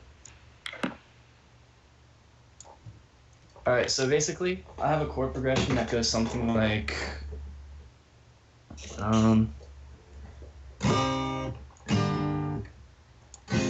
something like that. I can't remember exactly. So it uses C sharp minor, G sharp minor, F sharp minor. What is the major chord in it? A major. And there might be one more chord I'm forgetting. No, that's also A major. I'm a genius. I've heard that before somewhere. I think you said that when I was streaming with you that one day. Yeah. You're like, hey, I'm a Sarcastic. genius. Ugh. I was just like laughing at you, like, haha, sure. Alright. Actually, I think this is even beyond what I was doing when we did that Oh, really? Skype the other day. Yeah, It's I'd love just to a hear few what you seconds added. So yeah, the chords are C sharp, then G sharp minor, C sharp minor to G sharp minor, or are they? No, it's A major to G sharp minor. No, it's not. Hold up. Oh my gosh, I'm all mixed up. What to Let's say? see. Well, I know nothing about chords, Alright. so. That's C sharp, and that's G sharp. No way. Well, to Did give I you even- guys, any of you guys that don't know music, the notes go from, they go A, B, C, D, E, F, G, basically, but it goes C, D, E, F, G, A, B. So, and then there's sharps and flats and whatnot, so. This reminds me of, I don't know if anyone here has seen Cannibal the Musical. Cannibal? It was, yeah, it was a student film made by the South Park, one of the South Park guys. I actually maybe have both heard of of them, I don't this. remember. Yeah, it was It's both of really them. funny, but I mean, it's very like, you know, it's like the production quality is not very good, but like it's actually, I found it really hilarious. It's very silly, but there's a whole discussion at one point. It's all about like, it's based on a true story about these guys who were trying. This is when the West was still sort of being like settled in the U.S. And these guys were trying to get to California, and they were trying to cross these mountains, and they got lost in there, and they ended up having to like eat each other to survive and stuff. And you know, it's a pretty gruesome story, but they made a musical about it.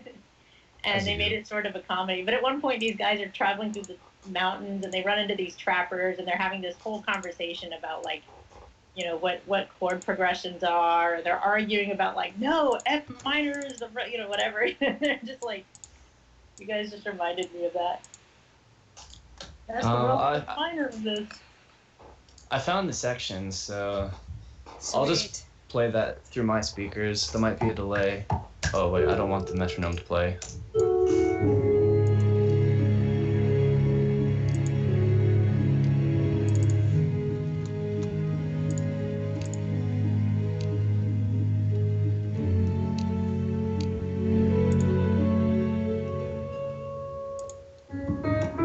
Oh no. It keeps glitching for some reason, It's the playback. so beautiful. That sounds so beautiful. Yes. I'm gonna cry. Yeah, you hear that like dun dun Yeah. dun. It's not supposed to do that. Yeah, that did sound a little off to me, like it was just slamming on a keyboard. It's just the playback. It's not working perfectly Oh. because my laptop is like not very good. Oh, that's such a Maybe- beautiful piece, though. It'll start- It'll start working like randomly and then it'll stop working randomly, which is a huge pain. There it is.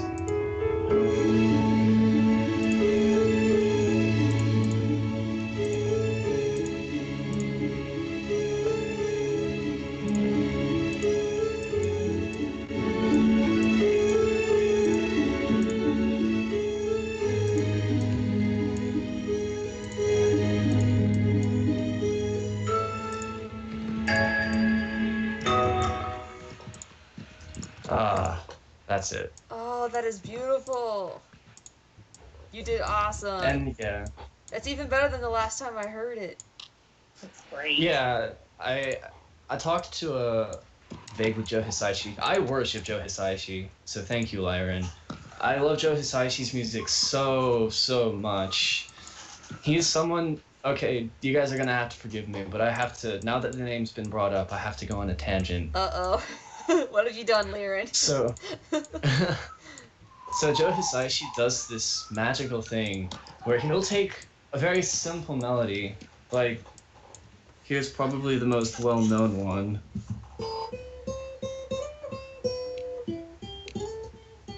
Aw, yay. Like that, simple notes, really simple notes. Beautiful. But the chords underneath it are actually not simple at all. Really? Like they're not complicated, but they're not as simple as you would think from it.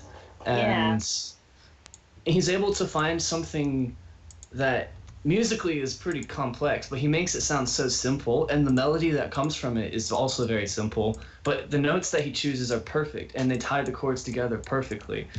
And what that does is it gives you access to emotions that you normally wouldn't have. So like if you play this, sounds nice.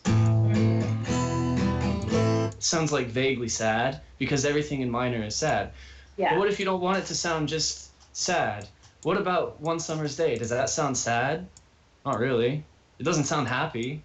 It sounds kind of innocent, nostalgic. It's a little bit happy. It's a little bit sad. Bittersweet might be a good word for it. You wouldn't be able to get that if you composed just with a standard mindset and how you approach chord progressions. And he does it in such an elegant way. I've never heard any composer that can do it that well. And that's something like Hans Zimmer doesn't do it like him. James Horner doesn't do it like him. John Williams doesn't do it like him. Joe Hisaishi just has this quality. Yeah, a little melancholic but hopeful. That's the perfect way of putting it. That's so cool. I think you two But yeah, are like I kindred absolutely worship spirits. him. I absolutely worship Joe Hisaishi. Especially his soundtrack for The Tale of the Princess Kaguya, which is a Ghibli film that not many people have I seen. still haven't seen it yet. I want to, though. Every time I see clips of it, I'm like, I need to see this. Oh, it's so good. But yeah, so that wolf music, a lot of those chords don't have the actual root of the chord underneath them as the bass, and they'll start from an inversion of it, which kind of gives it this nice asymmetry almost. It would be hard to explain. The best way I could explain it is if I might need my piano here. Yeah, I'm not entirely. I mean, it sounds beautiful, but I don't. So it's like the difference. If I'm playing this,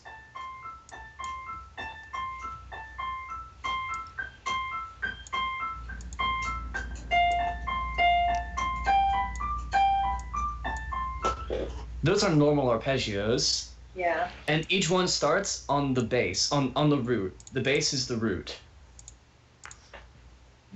But if I do this,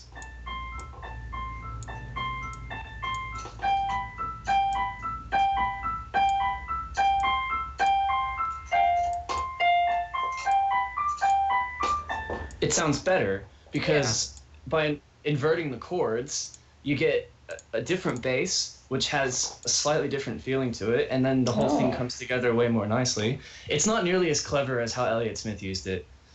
Like, he did it in a way that blew me away and continues to blow me away every time I hear it. But the influence of using an inversion to tie together everything. Yes, Castle in the Sky is amazing. I don't think I know how to play the melody of that one. Oh no.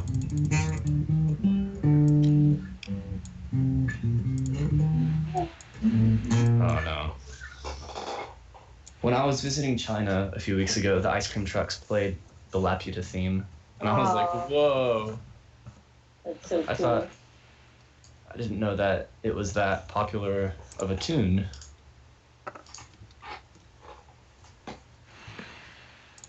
I have to apologize for taking over all of the talking. No, go for it. we're like. I'm like in awe. I love listening to music. Yeah, it's really cool hearing all this. I mean, I worship music, so. That's good. I'm so glad you're doing stuff for Wolf. You're making me want to send you more of my own songs so I can get critique. Just so the chat knows, Lupana is actually quite a good, quite a promising musician herself. Yeah, we got treated to some of her. Making me blush over here, guys. Knock it off. Music earlier. One of the benefits of being able to Skype with each other. Yes, So basically, I sent any Hunger Games fans out there, by the way, in the chat. Basically, what I did was I sent Mike a copy of a recording I did of Rue's Lullaby, but not the movie version of Rue's Lullaby. I did my own version because I absolutely hated the movie version of it. So I sent that to him, and he apparently really, really liked it. So I'm happy about that. It was really pretty. I liked the version with vocals a lot more. It was like, you were like, oh, I don't like my voice, but it worked really well for that. Well, I appreciate that. Lupana, Leerin just informed me that you played Final Fantasy for her. I did. Which Final Fantasy? I played Final Fantasy VIII. I played the Waltz for the Moon.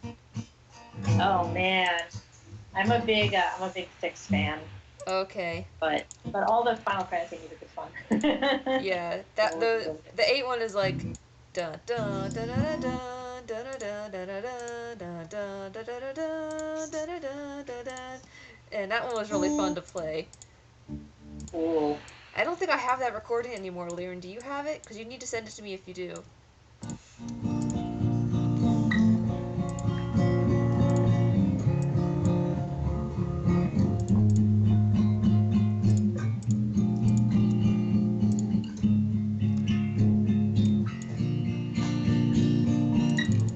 No, sorry, Leerin. I'd have to disagree. Final Fantasy VI is the best one, and I know that because I never played any of the other ones. So there. Well, my favorite right now is Final Fantasy 15. So both y'all are wrong. No, Liren. Can't believe you lost it. We'll just have this. Yeah.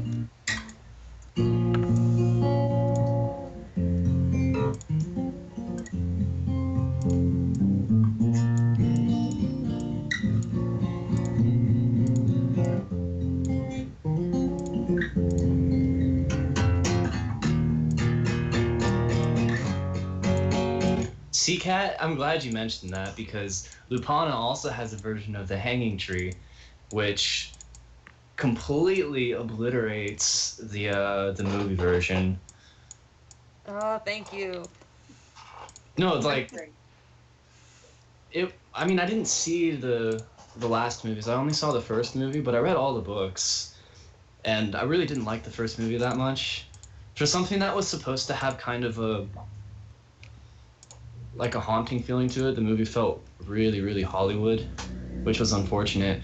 And when Lupana showed me first the Hanging Tree from the movie, I was like, oh god, that was just so. Yeah, they completely ruined it. It's like moody and bluesy, and it completely loses that like Lupana described it as like it was like a Ring Around the Rosie type thing. In the book, yeah, because it was a children's song. Yeah, where it's a song that kids sing, so it wasn't supposed to have that like dark and moody sound. And then Lupana showed me her version, and I was like, yeah, that's like way closer to it. Mine was like, are you coming to the tree where the dead man called out for his love to flee? Yeah, something like that. It's like a little more catchy. That's so great. Yeah. I would love to hear this fan version you're talking about, though, Seacat. I'd love to hear what somebody else's interpretation of it is.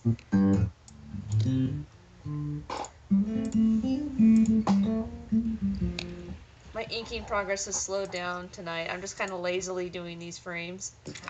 It's this relaxing music that we're listening Yeah, I know. I'm like so chill right now. Well, I've only got one frame done on this Janice thing, so. Oh my gosh, now Liren and Margie are arguing over Final Fantasy.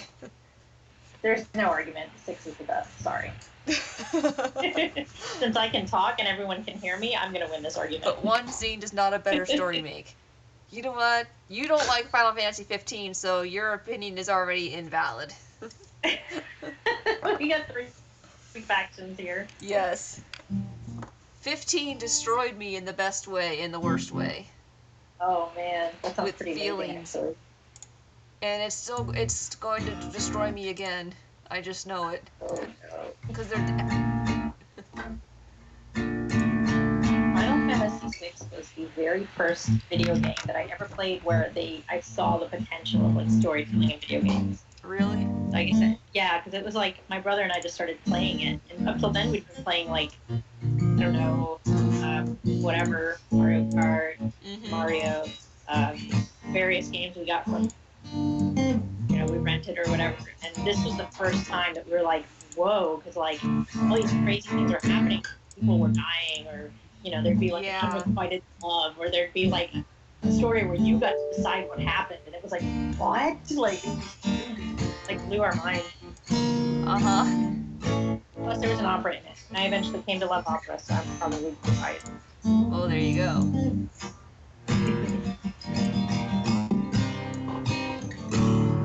What, you don't think that Mario games have a compelling story behind them? I I'll love remind Mario. you. In Or Super Mario. Smash Bros. Melee for the Nintendo GameCube, you have to go to all the Nintendo characters' home worlds and fight God. them. It's That's so... pretty. When you have to race to the top of Brinstar, so you get off of it in a rocket, it really touched my soul, When you knock Samus down into the abyss. Oh my gosh. How does that movie moment not stick in your mind? Oh, Mike, I also did a version of Hallelujah. Ooh. They're Yeah, recording. everyone has a version of Yeah. Hallelujah. I have a version of Hallelujah too. I really like playing that one. It's kind of relaxing. Yeah, okay. Why, Liren, I'll just have you know that the world #1 in competitive Super Smash Bros. Melee also plays Peach. Oh, that's sweet. My favorite His thing to name's do. Adam Go ahead. Lindgren. Peach is a really good character. My very favorite thing to do ever is to get everybody to play Pikachu. It's the most annoying, wonderful thing that you've ever heard in your Why? life. It's just annoying and delightful. It's like, Pika, Pika, Pika. It's like just constant. All my brother plays is the Lego games and racing games Oh, anymore. yeah. And he kicks my butt at them now, so. Okay. Lindgren. L-I-N-D. Oh, I'll just spell it out. Oh, speaking of compelling video game stories, there is a pretty good rock opera, I guess you'd call it, of Mega Man that some like band sort of did. I'll have to find it. Or if you YouTube the Proto Men, they do this like the whole Mega Man story, but like as Oh, like wow. a sort of rock opera. It's pretty incredible. Like they've sort of added a lot of depth and like extra stuff to the story, but it's very like post-apocalyptic world. And there's this guy who's like fighting the man and all that. It's really, really good. The music's great too. Yay! Hello, Coyote. Back again.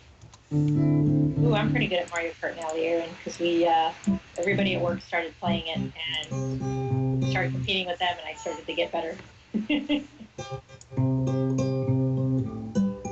Probably give you a run for your money. Hallelujah, I hear it.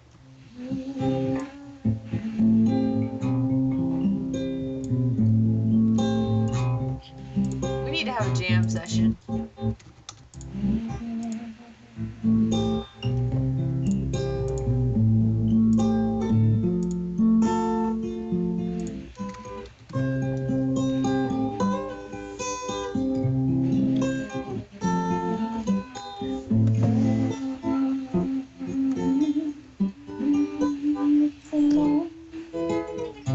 Oh no. You messed up. I usually play it on piano. Oh, cool. Yeah, same here. It's not like...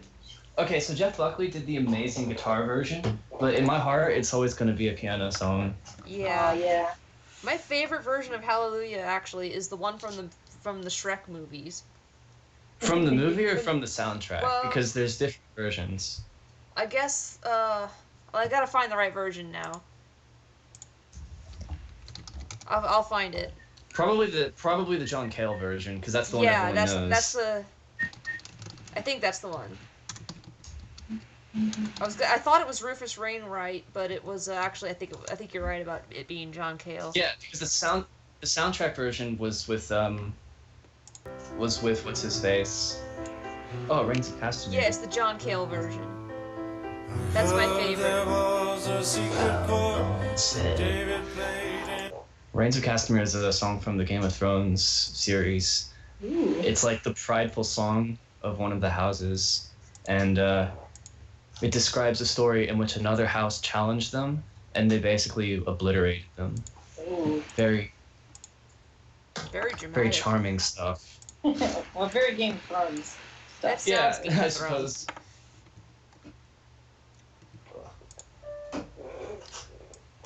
I'm gonna jump off just for a moment here.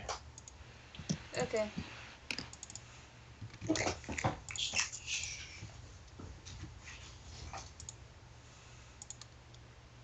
Now I'm gonna have these songs stuck in my head all night. And out. Where's this in between?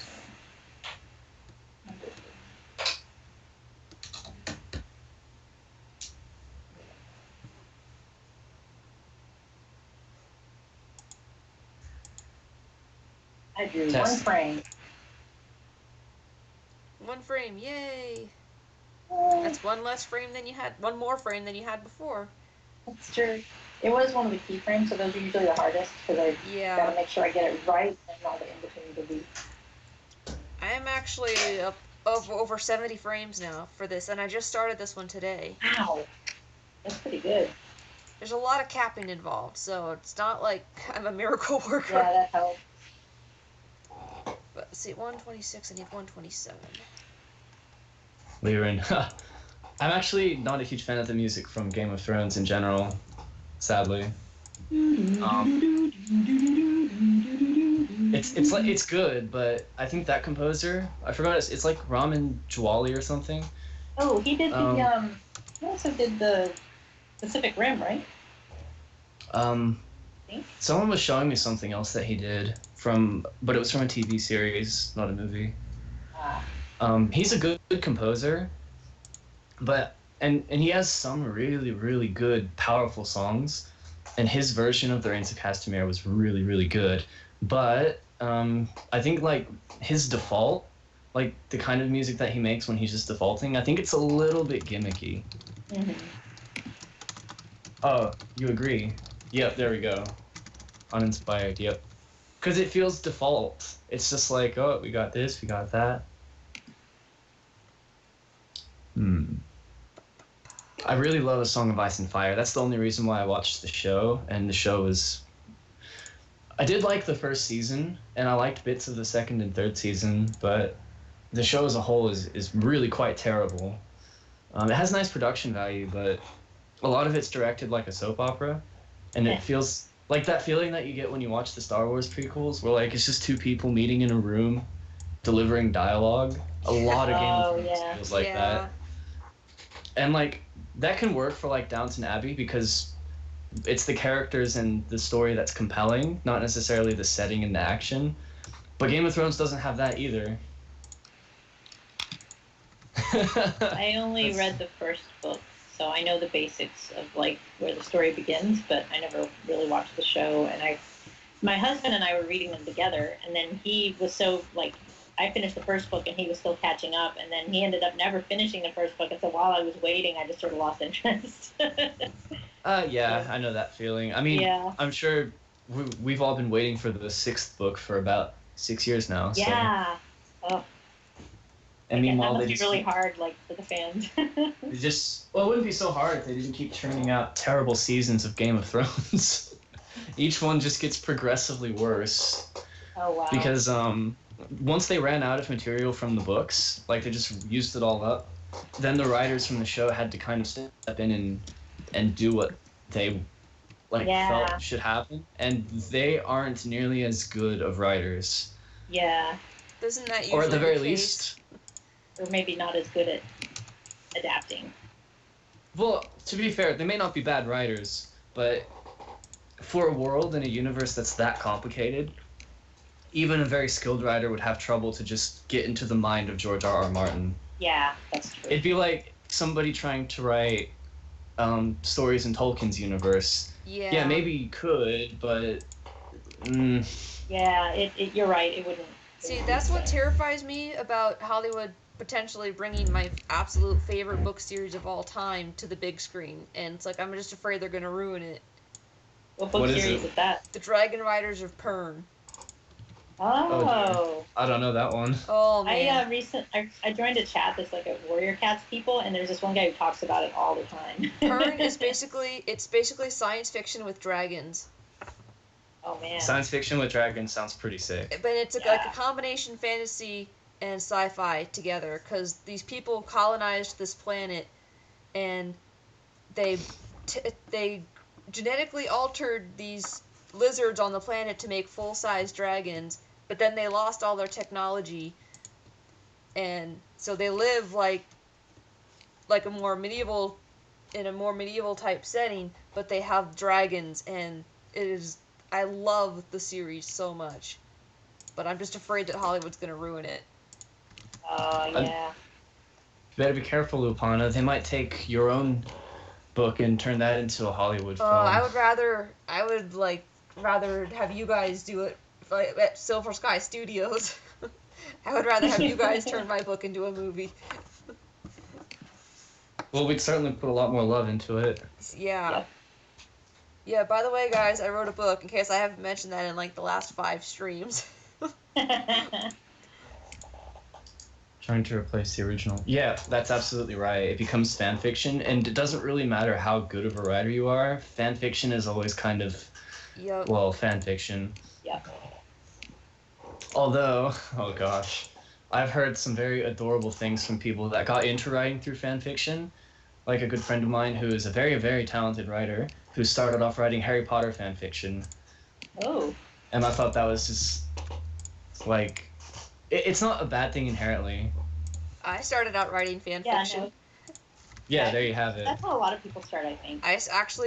Some of the first fan fiction I wrote was actually a series called Maximum Ride. If you guys remember that. Oh, I know that. I've read all those. Yeah. Yeah, And I think they were all written by different authors. Really? Which is why I like the tone. Yeah. So like they're all James Patterson, but James Patterson doesn't write his novels fully. What he does is he'll write about 70 to 80 pages, and he'll sketch out the story. No problem, C-Cat. Have fun.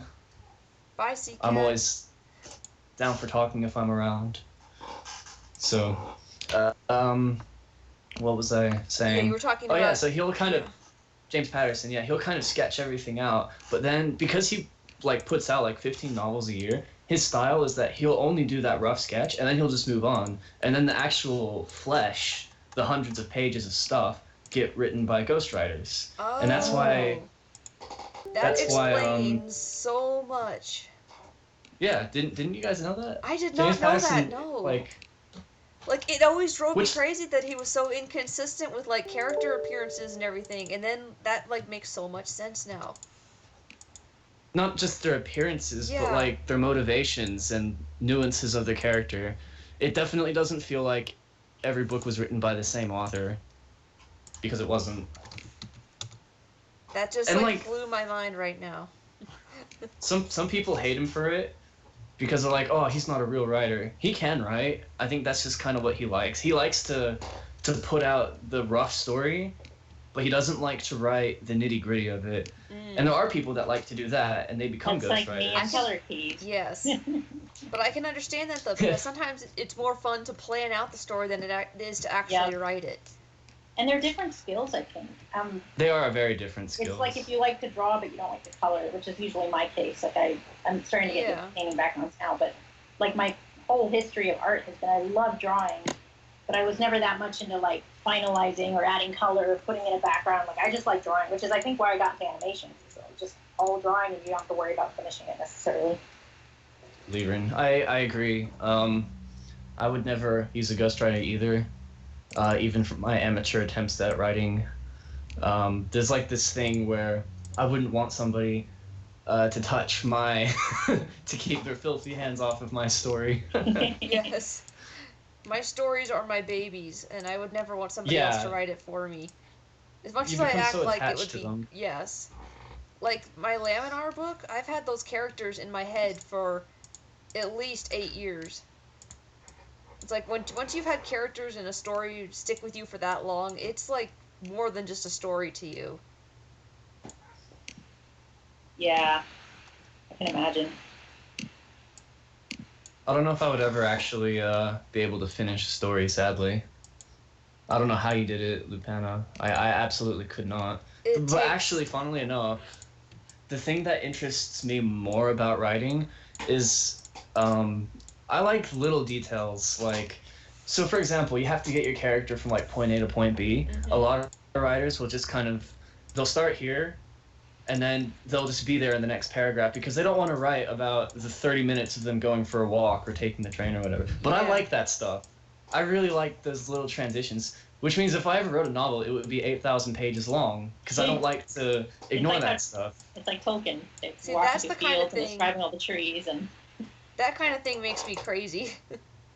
Yeah, because it's not like fun to write about, but that's also, for me, it's a really big opportunity to like get to know your characters.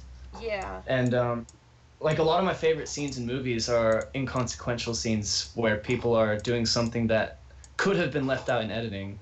And that's something that I actually dislike about the Harry Potter series. It's always like jumping from place to place. They're never just walking there.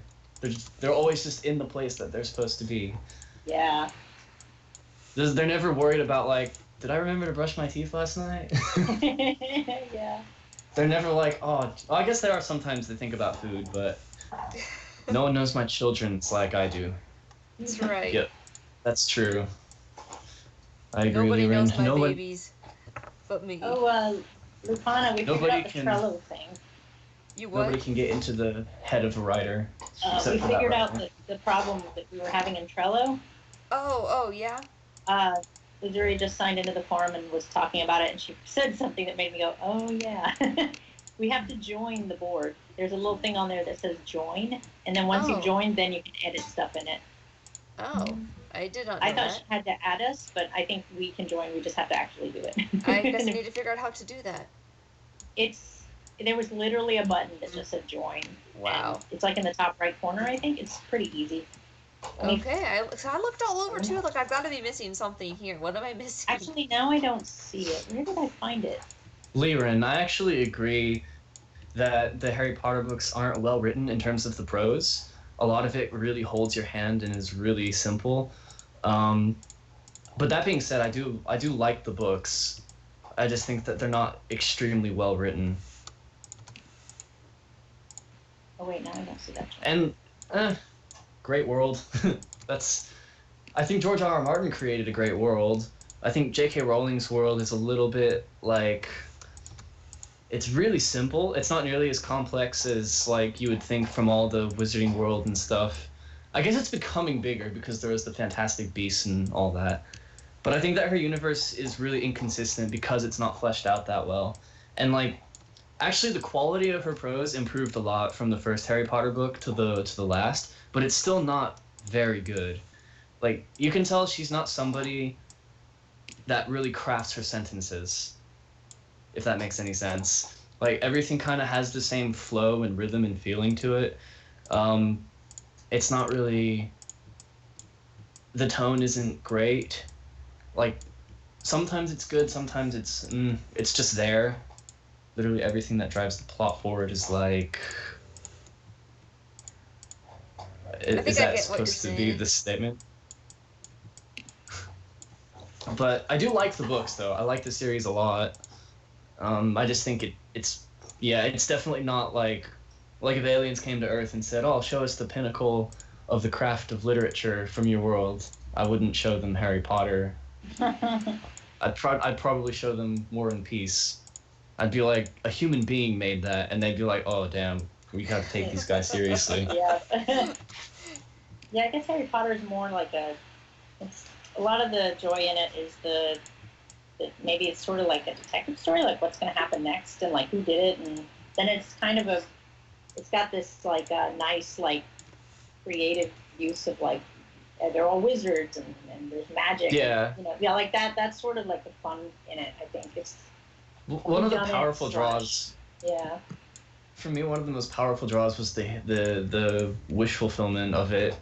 Like, how cool would it be if you got a letter in the mail and you found out that you were, like... That's very true, actually, yeah. And not to mention, alright, so there was some really strong stuff in the first book. I thought that the first chapter, and even, like, the very first sentence of it, which was something like, the Dursleys would like to say that they were a perfectly ordinary family, thank you very much. It was like... It was a really good hook and a really good way to like draw you into it. And then you combine that with the wish fulfillment. Literally, oh, that was the end of the sentence. Yeah, okay, I know what you mean then, Liren. Yeah, it is very like tried and true, I suppose. I did think that she had a surprisingly good grasp of how an authoritarian system would launch a smear campaign, which is why the 5th book was my favorite by far. Like, that was unusually well constructed for what was otherwise a children's fantasy series. Yeah. And even like other YA novels that try to do things like that, a lot of them demonstrate kind of a lack of understanding of how those things work. As much as I like the Hunger Games, that's a system where like it doesn't reflect anything that we could see in the real world, because when we see that kind of extremist systems, they don't tend to oppress people by forcing them to systematically kill themselves. They actually do this thing, they pretend things are okay, and they have ceremonies that celebrate people instead. That way they're less likely to realize how terrible things are. Yeah. So just in terms of the realism of it and how alive the universe feels, there are some parts of how the Ministry of Magic was handled that were like surprisingly good compared to like the quality of the prose, which is not good at all. Yeah. But then, I guess if I'm already comparing the two, I might as well keep going. Nothing that Harry Potter thinks is that half as compelling as Katniss's inner monologue. Oh, I never read Hunger Games. She had a pretty good monologue. I think Katniss is definitely the highlight of it. I watched one of the movies, but it was more like somebody played it, or I went along with them or something. And I might have even just watched the second movie, so like I was just like, I sort of knew the premise of the story, and that was it.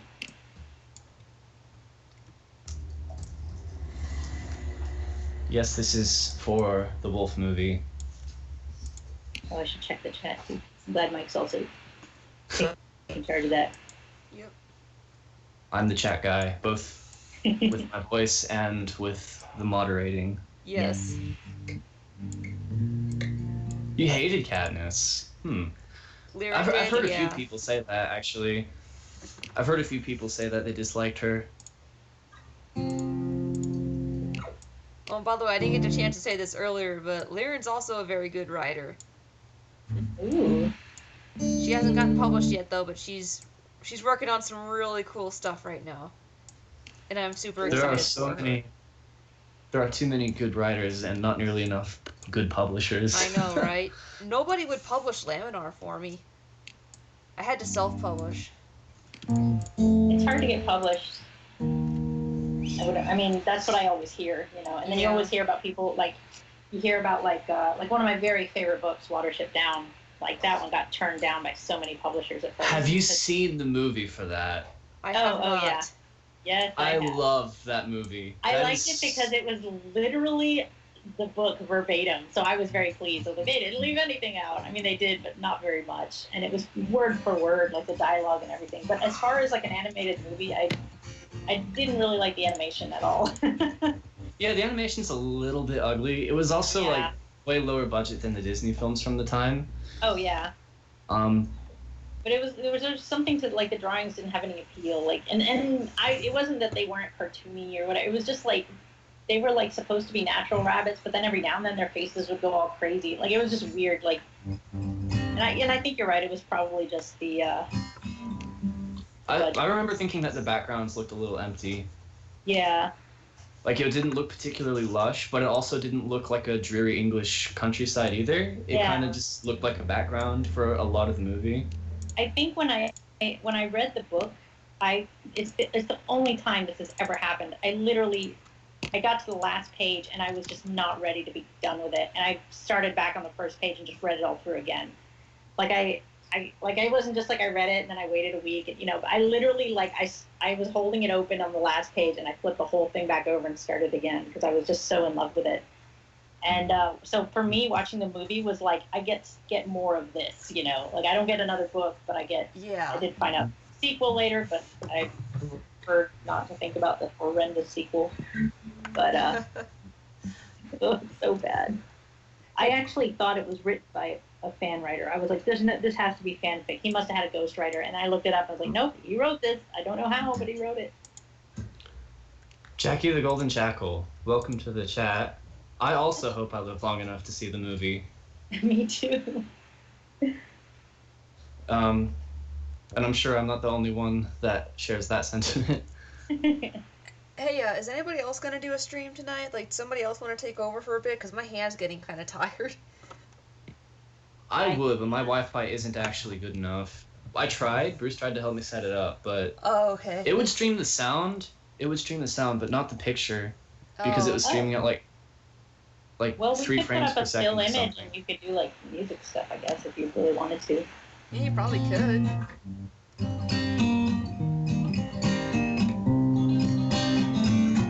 I can put up an image for you if you need. Self-published, put on researches for advertising, and a bunch of people were like, hey, that sounds a bit like Matthew Riley. He made a book, and no one wanted it because it was like this weird alien book, so he self-published it in Australia, and it got really popular, and now he writes all these action books that are really popular, but they're not really great novels, they're just like fun action stories. I think so the Martian was self-published, right? The guy who wrote... I don't know. I didn't read the book, but I did see the movie, which was really nice. Yeah. Oh, dude, that got so fast-tracked because, like, I heard about the book maybe a year after it came out, I think. And everybody was like, my friends who were all into like science fiction stuff, like, you have to read this. And I read it. This is amazing. And then literally a year later, the movie was out. I was like, what the heck? Like, it's crazy.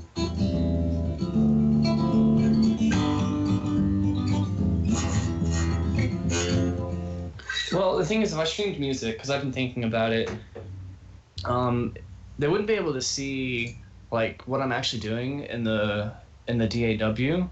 Oh yeah. Which is kind of important. Really important. Let me think about this. Because like you can hear it fine, even if I play it through the Skype speakers. You all heard it fine earlier. Yeah.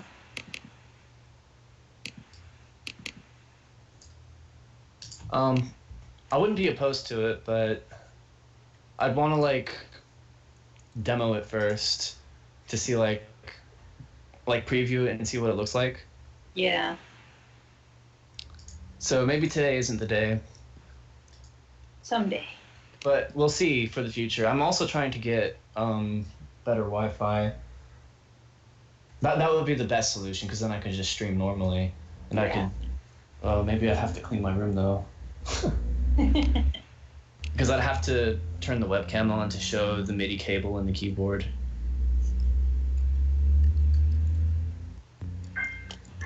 I'm still here, by the way. I'm just checking the forums, I mean. Checking the messages. I don't check the forums nearly often enough.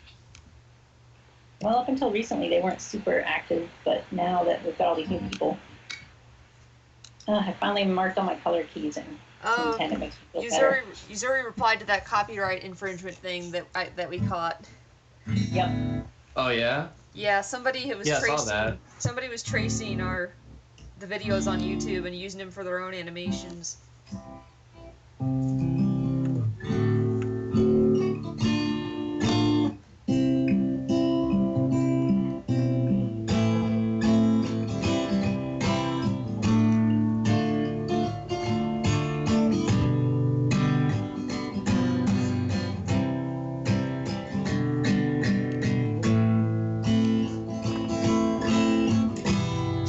check the forums. Why? No, I'm responding to Lyra, and she said, gonna talk about not having fangirls, but you don't even check the forum. Don't even check them. Yeah. There's a whole fan club for him on there that he doesn't know about. Yeah. Oh dear. They're just like, Have you guys heard the 14-second snippet from Scene 0? That's some heavy stuff right there. Oh, I know. Snap.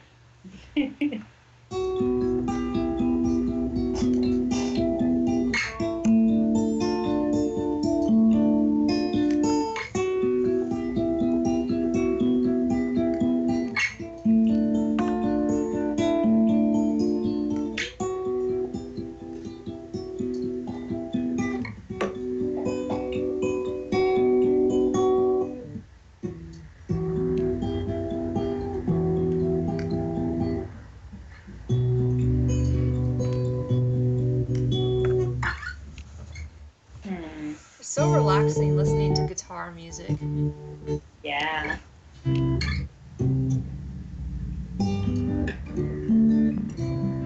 This is a Pink Floyd song.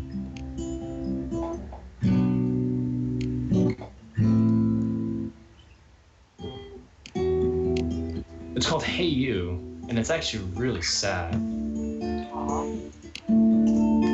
It sounds sad. Everything sounds sad if you use minor. Yeah. Do you know, okay, I'm gonna go on another miniature rant here. Alright, so something I've heard a lot of, and actually I think Lupana heard me rant about this a little bit the other day, is like people will use sort of artificial loneliness via music production. So, for example, if you play like a chord on piano like this, oh, that's too high. Sounds fine. It sounds like a minor chord. But if you play that same thing and then you put tons of reverb on it, it's like it goes from a normal minor chord to just this giant, all-encompassing sadness. But it's not real. It's just putting tons of reverb on it. And I hear that in so many songs. Like that song from, I forgot, A Great Big World, I think. Say Something, I'm Giving Up on You. Oh, yeah. They use that. The song Hello from Adele uses that. Hosier's Take Me to Church uses that. It's just like creating artificial loneliness by drenching your sound in reverb. Oh, wow. With like natural reverb, not with not 80s style gated reverb, which also sounds terrible. Like, if your song can't stand on its own feet, it's not gonna be amazing when you dress it up. Like it'll get the effect done, but like once you get past that initial, like when you listen to it more and more, the song itself won't stand on its own 2 feet. Is it like it's popular and so everybody's like the technique is popular, and I hear like it just came out, so maybe everybody's like using the heck out of it constantly because it's like kind of new or whatever. It's not actually new. They've been doing that for a while, and it's kind of like come back into fashion. Oh, I see. Things come in and out of fashion in music, and this is just kind of making a comeback for whatever reason it has in the past few years. Yeah. But like even if you watch the trailer for The Force Awakens, and it's like John Williams is a great composer. Everybody knows that. Uh-huh. But then the trailer for that is just like a really high note on a piano that's just soaking in reverb, and it's like, you're better than that. You don't have to do that to make it sound big and epic. You can actually write good music. So it's like a trick, and that's the kind of thing that the Game of Thrones composer does a lot. He'll like use tricks, like, it's not an approach that I like. Like you can use it, the technique works because it's a good technique, but it becomes a crutch. Yeah. Because people want this song to sound big and lonely, but they don't want to actually write a song that sounds lonely or sad. Which, my friend that also writes music, what he said is like, if you listen to like Neutral Milk Hotel and stuff, and it sounds like what it is, a guy that's like playing guitar, writing amazing songs, but there's very little production on it. It's just recorded so that the song is recorded, and that's actually a better approach to it because it forces you to write music that actually gets the effect across. Yeah. As they say, by limiting yourself, you actually force yourself to compensate, and it gives you a better product. Leorin has a tune from Final Fantasy VII stuck in her head, and it sucks when you get an instrumental in your head that you can't pinpoint the name of because you don't have lyrics to go by. I agree. I hate that. Yes. There are many a song that has happened to me for. It happened to me with One Summer's Day, actually. And I didn't know it for a long time. Yesterday with a classical piece, and I was humming it for my husband, and we both knew where we had heard it, but it was in like different sources, so I could probably track it down. But like, I was like, oh, I heard it in a video game. It was adapted into a video game, and he was like, I heard it on like a Orson Welles' War of the Worlds. They played that track at one point. And we were like, I was just like, what's it called? Okay, Good old Margie. Orson Welles. Yes. I still cannot figure out how to join the certain boards on Trello. Yeah, so I just posted to the forum because I told Uzuri that basically I saw the join button on one board and I joined it just fine, and then I went, I figured it out. So then I went to another board and I couldn't find the join button. You couldn't, because I can't find it anywhere. Like I joined scene 10, so see if you can join scene 10. Okay. That's the one I joined, and I'm wondering if maybe there's like some permissions set or something. Yeah, there it showed up, but it's not showing up on any of the others. Okay, that's what I told her in the forum, so hopefully she can figure it out. Yeah, let me check the others while I'm here, now that I know what to look for. Yeah, I just went into random ones to see what I could join, and I can't seem to join any of the other ones that I've been into so far. Yeah, that one I didn't have to join, I'm already there. Right, so some of them I was already in scene 10, I couldn't add any cards. And how do you, when I like, joined- change the color? What does that even mean? Leave, so in if progress you click in- rework. Oh, I see it. Yeah. Yeah, if you go open the card, there's a little thing on the right that says labels. Oh. Those are the labels that have been made, so that way you can sort of see. I'm just like, ooh. Yeah. Ah. So basically, for scene 10, all my color keys are on them. Okay, that one needs to be reworked. There we go.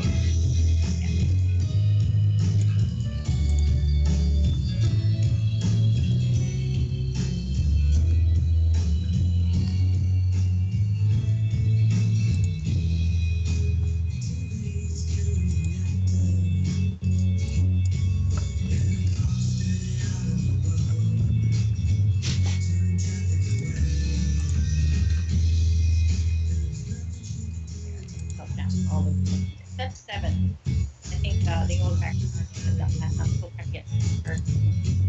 There we go. Now I'm figuring this out a little bit at a time.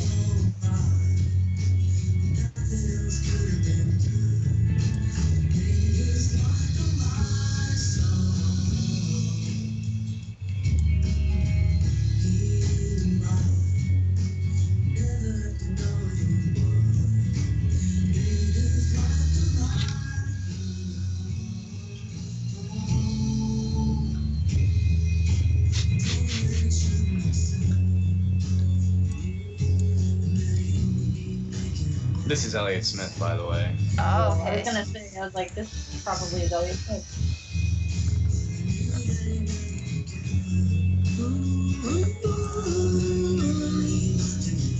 This is a really good song, too.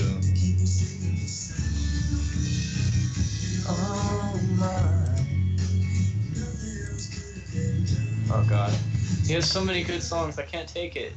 Okay, I'm gonna do If you actually, like, you guys have probably heard of him if you've seen the movies, The Royal Tenenbaums, or... Yeah, you've seen that? Though. Yeah, but it's been a while. But yeah, I really like that movie. I mean, had this, I like all those movies. All of, what's his name? Wes Anderson. Yeah, Wes Anderson stuff. Yeah, I tend to enjoy them. He used this song in it. Oh, Well, cool. I hit play, but it didn't play. Well, gosh darn it. Come on. There we go.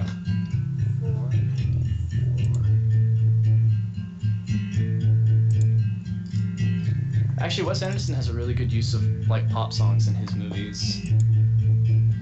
We can't really do that for Wolf because there's no way we'd be able to get rides. No. Yeah. Which is it? No or yeah? You both said the opposite. It would be that uniquely, I guess, English way of expressing, yeah, no. Yes, I agree with you. No, we cannot. Or no, Exactly. yeah. Me too, also, even. Yeah.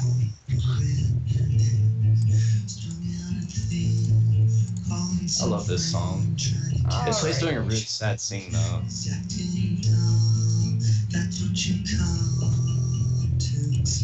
Gee whiz. Okay, Margie. Yes.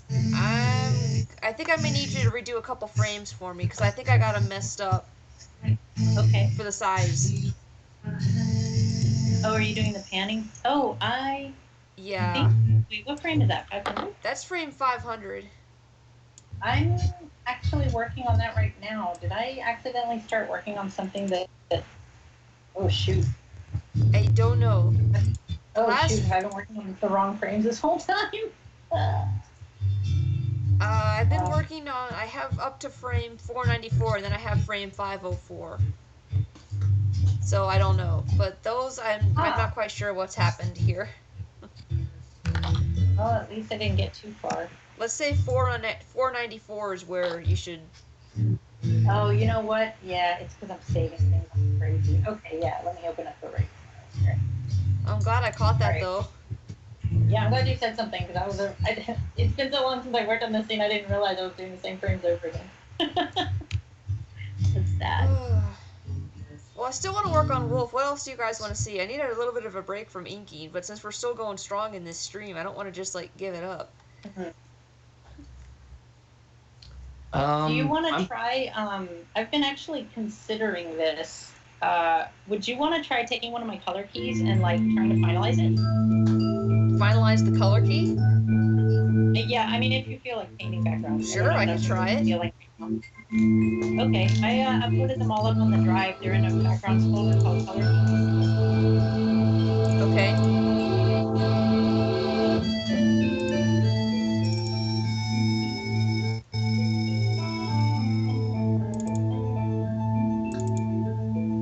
Oh, wow. This is not Elliot Smith. This is Liren.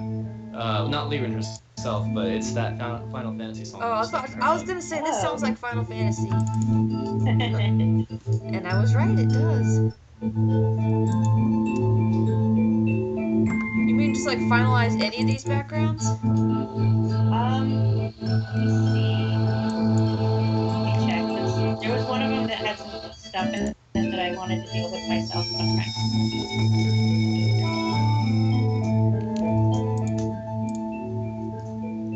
Oh, by the way, guys, I'll show you some of the backgrounds that I did do. This was my latest. This is the latest update to that background. I'm waiting on I think the approval. backgrounds look really good from what I saw in the Skype chat. I've never seen a background that I thought, oh no, they all look like really professional. Yeah, this is one that I was working on before. I'm not sure how I feel about it. Okay, so this song, that like, he's using something called harmonic minor. It's it's a minor scale, so like, that's the minor scale. A harmonic minor scale is when you change the 7th note and you just augment it. So it goes from this to this. So.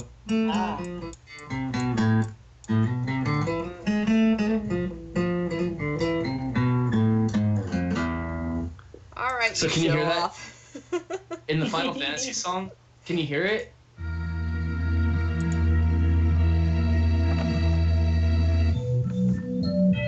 Not here. This is something completely different. He actually uses really creative chords.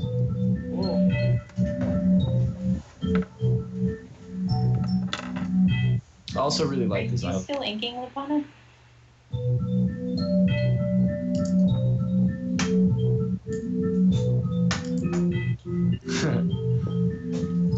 Yes, I have not played Final Fantasy at all, and I apologize, Leorin. I will at some point. A friend has an old Xbox that he was gonna let me borrow at some point. But I was never much of a gamer, to be honest. I really loved Smash Bros. Because obviously I follow it competitively. So, but other than that, like, I was never a gamer. Okay, so, Margie, which background am I doing? Oh, so I wouldn't do 3 because that one's actually based on a different background, which I actually haven't even put the color key in. So I'm basically, it's like a short, it's like a cutout from another background. So I'm gonna, Okay, right. Yeah. And then the panning one, like I wanted to do that one myself. But otherwise, if you like any of like I guess 1, 2, 10, 11, 9, Okay. any of those, you can like play around with. Oh, and before I forget, again, the first shot in scene 10 is actually like the second to last one in scene 9 as well. Oh, nice. It's like the same shot from the same angle and stuff, if I remember correctly. You can reuse it. Yes. Just so you might not remember that, but just so you know. Ooh, awesome. Yeah, good to know. I'll probably figure that out when we get to it. I'll try to back my mind. Well, number 2 looks pretty advanced. How about 10? Okay, let's see. That's the paw print the paw one. prints. Yeah. I don't know.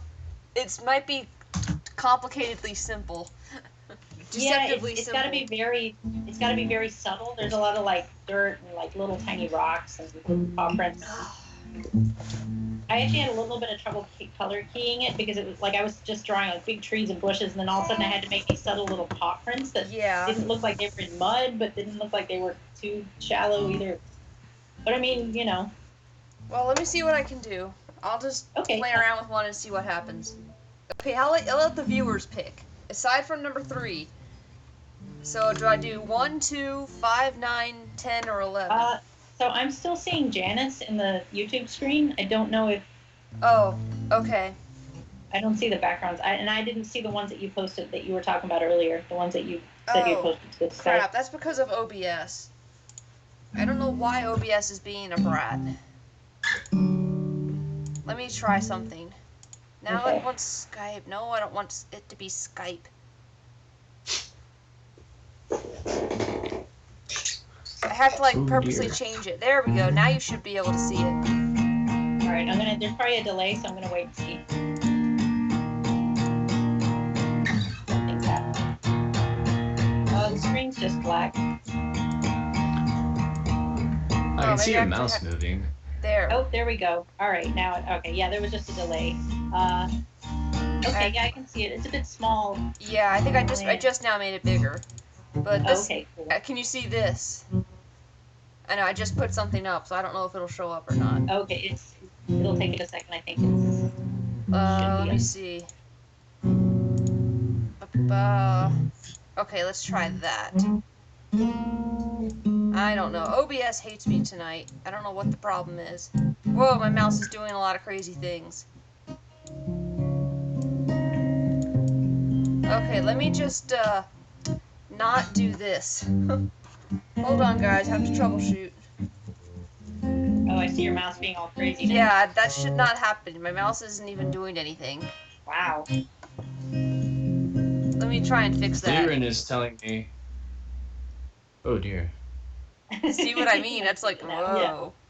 Your mouse is now... There. Okay, I took it back to Janice.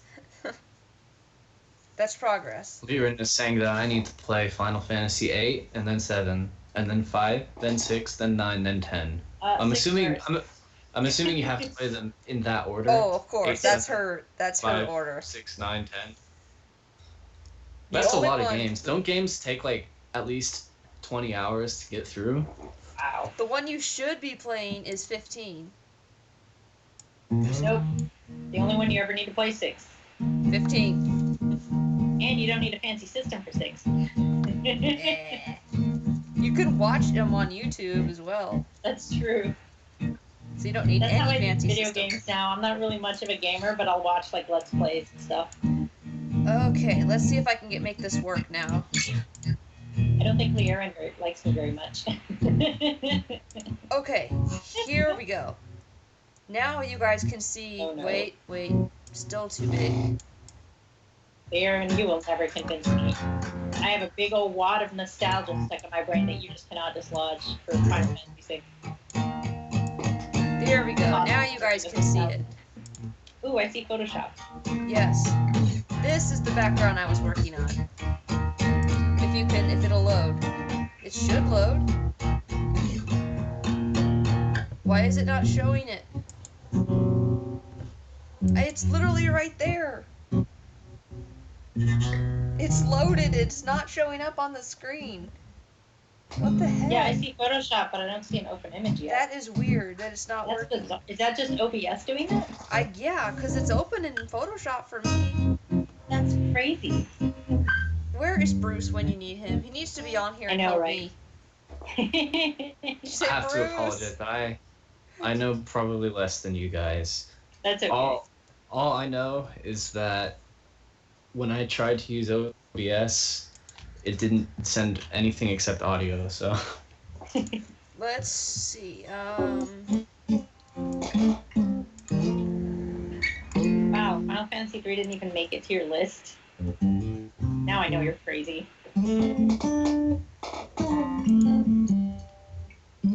Close that. Jeez. I don't even know. Oh wait, no, it's 6. Oh, right. There goes my Final Fantasy cred. I called 3-6 or 6-3. So confusing. Listen, back in my day when I played it, it was called Final Fantasy 3. I'm sorry the screen went black, guys. We're still here. That's okay. Oh. Ah. I guess I should write troubleshooting in the chat in case anybody stopped in and was wondering what's going on in the I don't know why this is not working. Well, if it's too big a deal, it's okay. I actually probably need to go to bed soon anyway. Yeah, I know. I need you to, but I'm having too much fun. I know. It's really great. I'm having a good time. I haven't done this in so long. I'm like, I don't want it to end. Let's try this. We were streaming. You guys were streaming a lot for a while. How long There's have like we been a few doing weeks this? where. I wanted to stream more, but my computer, like, it's so laggy when I try to stream that it's just impossible to get anything done, especially with animation. And now, like, I'm working in Krita, and it's, like, hard to work in anyway. It takes up a lot of my computer's power, so then if I try to stream with that, it's just completely impossible. Well, I was going if to... you guys are gonna keep streaming for a bit, I'll have to step off at the moment because I have to make a phone call. Okay, well, I actually do need to get going. yeah, OBS is gonna be a little... Night. OBS is gonna be difficult for me, so it's not gonna show the picture, even though the file is open. You guys can see that in the look in the corner. It's there, but it's not showing up on OBS, Yeah, and I don't know why. Weird. That's such a bizarre thing. Yeah. Yeah. Well, I guess I'll have to wait for Bruce. You got the inking stuff to show up. Yeah. Or was that a different program? It was GIMP, but this is Photoshop, so I don't know. Yeah, that's weird. I don't know. Maybe another day. Yep. Well, thank you guys so much. Sorry. Yeah, Yeah, thanks to the chat for coming in, Yes. keeping us company. Thanks for the wonderful music Yes, thank you, Mike, for that. accompanied us this evening. My pleasure. Everyone, this is Mike. He does music for Wolf Movie, so we look forward to that. Yes. Praise him in all his glory. Yes. Oh, guys. Hey, you were doing it to me, I gotta do it to you too. It's called paying it forward. That's how Is that it works. paying it forward or paying it back? That's the Well, real question. that depends on your attention. on your definition. However way you want to take it. All right. So. Well, I'm jumping off. Okay. All right. Catch you guys later. I Yes. will too. Have a good night, everybody. Bye.